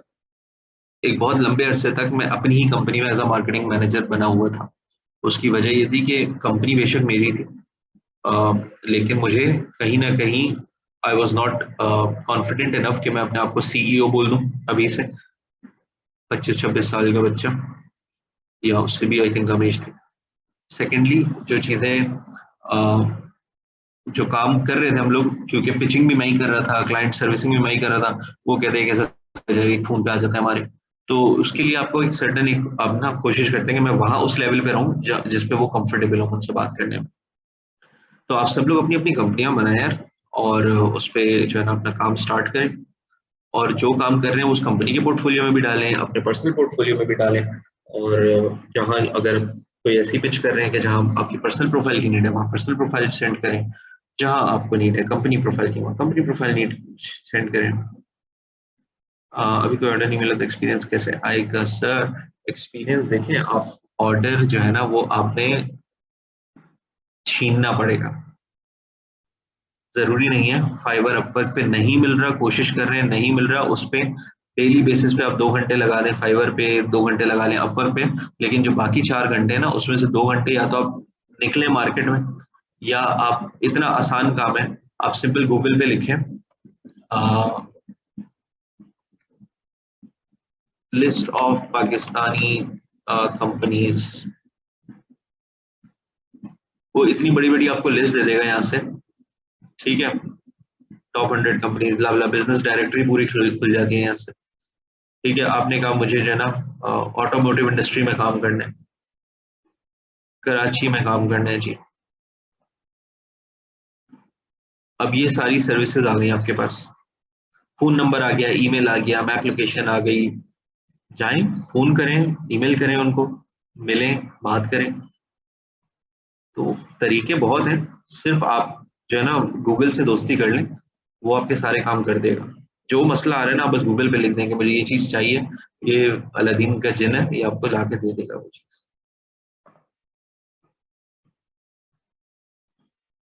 जी, अभी कोई ऑर्डर नहीं मिला, एक्सपीरियंस आएगा। एक बार फिर से सीवी दिखाओ। सीवी ये पास से रिकॉर्डिंग में दिखे ना यार। सर आपने कहा हम दूसरी फील्ड में भी फ्रीलांसिंग करते हैं, उसके लिए हमें लिंक्डइन, फाइवर, अपवर्क पे अकाउंट बनाना पड़ेगा। लिंक्डइन, फाइवर, अपवर्क पे अकाउंट आज अभी बना लें, अगर अभी तक नहीं बना है। मैं जो क्लासेस लेता हूँ उसमें मैं पहले काम करवाता हूँ। सारे सोशल मीडिया, सारे फ्रीलांसिंग प्लेटफॉर्म्स पे आपकी प्रोफाइल होनी चाहिए। पहली चीज ये कि आपका उससे यूआरएल सिक्योर हो जाता है। दूसरी चीज ये है कि अगर आज आप बना लें और काम ना भी करें, पड़ा है ना, कोई मसला नहीं, कोई पैसे तो नहीं जा रहे, लेकिन वो चीज होनी चाहिए आपकी। तो मैं तो पहले दिन ही ये सारी चीजें बनवा लेता हूँ। फाइवर पर स्कैमर से किस तरह बचा जा सकता है? फाइवर से स्कैमर्स पे देखें, अगेन प्रेजेंस ऑफ माइंड से ही बचा जा सकता है। आप लेकिन सबसे पहली चीज, हमेशा कोई भी स्कैम या इस तरह का फ्रॉड होता है ना, उसकी एक मिसाल होती है कि it looks too good to be true. वो दिखने में बहुत अच्छा लग रहा होता है, तो आपको थोड़ी सी लालच आ जाती है, आपको लगता है कि यार वाह यार ये तो मिल गई तो मजा आ जाएगा। क्योंकि वो सिर्फ आपकी नहीं भेज से हजारों को भेज, कि आपके लिए हो सकता है $10 बड़ी चीज हो पर डे, लेकिन वो $50 पर डे वाले को भी भेज रहे हैं, $100 पर डे वाले को भी भेज रहे हैं। तो आपने सिर्फ ये देखना है कि अगर अचानक से कोई ऐसी ऑफर आ गई कि जी मैं आपको $500, मैं आपको $200 दूंगा इतने छोटे से काम के दैट, तो आपको पहले ये वो बचती है ना हेरा फेरी में, गोलमाल है भाई सब गोलमाल है, वो आना चाहिए वो गाना आपके दिमाग में। और उसके बाद फिर आपने जो है ना एनालाइज करना है, उसको पढ़ें अच्छी तरह। और अगेन अपनी कोई इन्फॉर्मेशन नहीं देनी, पर्सनल इन्फॉर्मेशन मांगे नहीं देनी। ये चीज इनफैक्ट जॉब्स में भी होती है कि वो आपसे पैसे मांगते हैं कि जी पहले मुझे इतने पैसे दे दें और फिर आपकी जॉब लगवाऊंगा, और दिस एंड दैट। ऐसा कुछ नहीं होना चाहिए। जॉब हमेशा सीधी होनी चाहिए, आप काम करोगे वो आपको पैसे देगा, दैट्स इट। फाइवर ऊपर के डिफरेंस आई थिंक आपको क्लासेस में बताया भी होगा, और वो अगर नहीं भी आपको पता तो I think Shaista can explain better than me और during your classes. Scam I think Fiverr में ज्यादा होते हैं, अपवर्क में फिर भी थोड़ी जो है ना, अपवर्क में भी होते हैं, मेरे साथ तो ज्यादातर अपवर्क में ही हुए, लेकिन वो थोड़े बड़े हाई लेवल स्कैम्स होते हैं। ठीक है guys, we have less than 1 minute left, तो इसको कंक्लूड करते हैं। And if you have any questions, तो आप शाइस्ता मैम को भेज दें, and I'll try to reply to them as well. और बाकी it was good talking to you. ठीक है, इंशाल्लाह नेक्स्ट सेशन में मुलाकात होती है. Thank you. जज़ाकल्लाह हसन, बहुत माशाल्लाह इंटरेस्टिंग सेशन था और हमें बहुत ज़्यादा कुछ सीखने को मिला और हम उम्मीद करते हैं कि आप दोबारा हमें ज्वाइन करेंगे. अगर जो है वो कुछ क्वेश्चन मुझे लगता है कुछ रह गए होंगे तो फिर हम, क्योंकि अभी 2 घंटे तो हो ही गए, फिर नमाज का भी टाइम हो गया, तो अब हम इसको आगे तो कंटिन्यू नहीं कर सकते, आपका भी टाइम प्रीशियस है. तो जज़ाकल्लाह, खुश रहिए और बहुत सारी कामयाबियाँ समेटिए. No problem. Thank you so much. अल्लाह Thank you for having me. हाफ़िज़. Thank you sir. Allah Hafiz. Jazakallah, sir.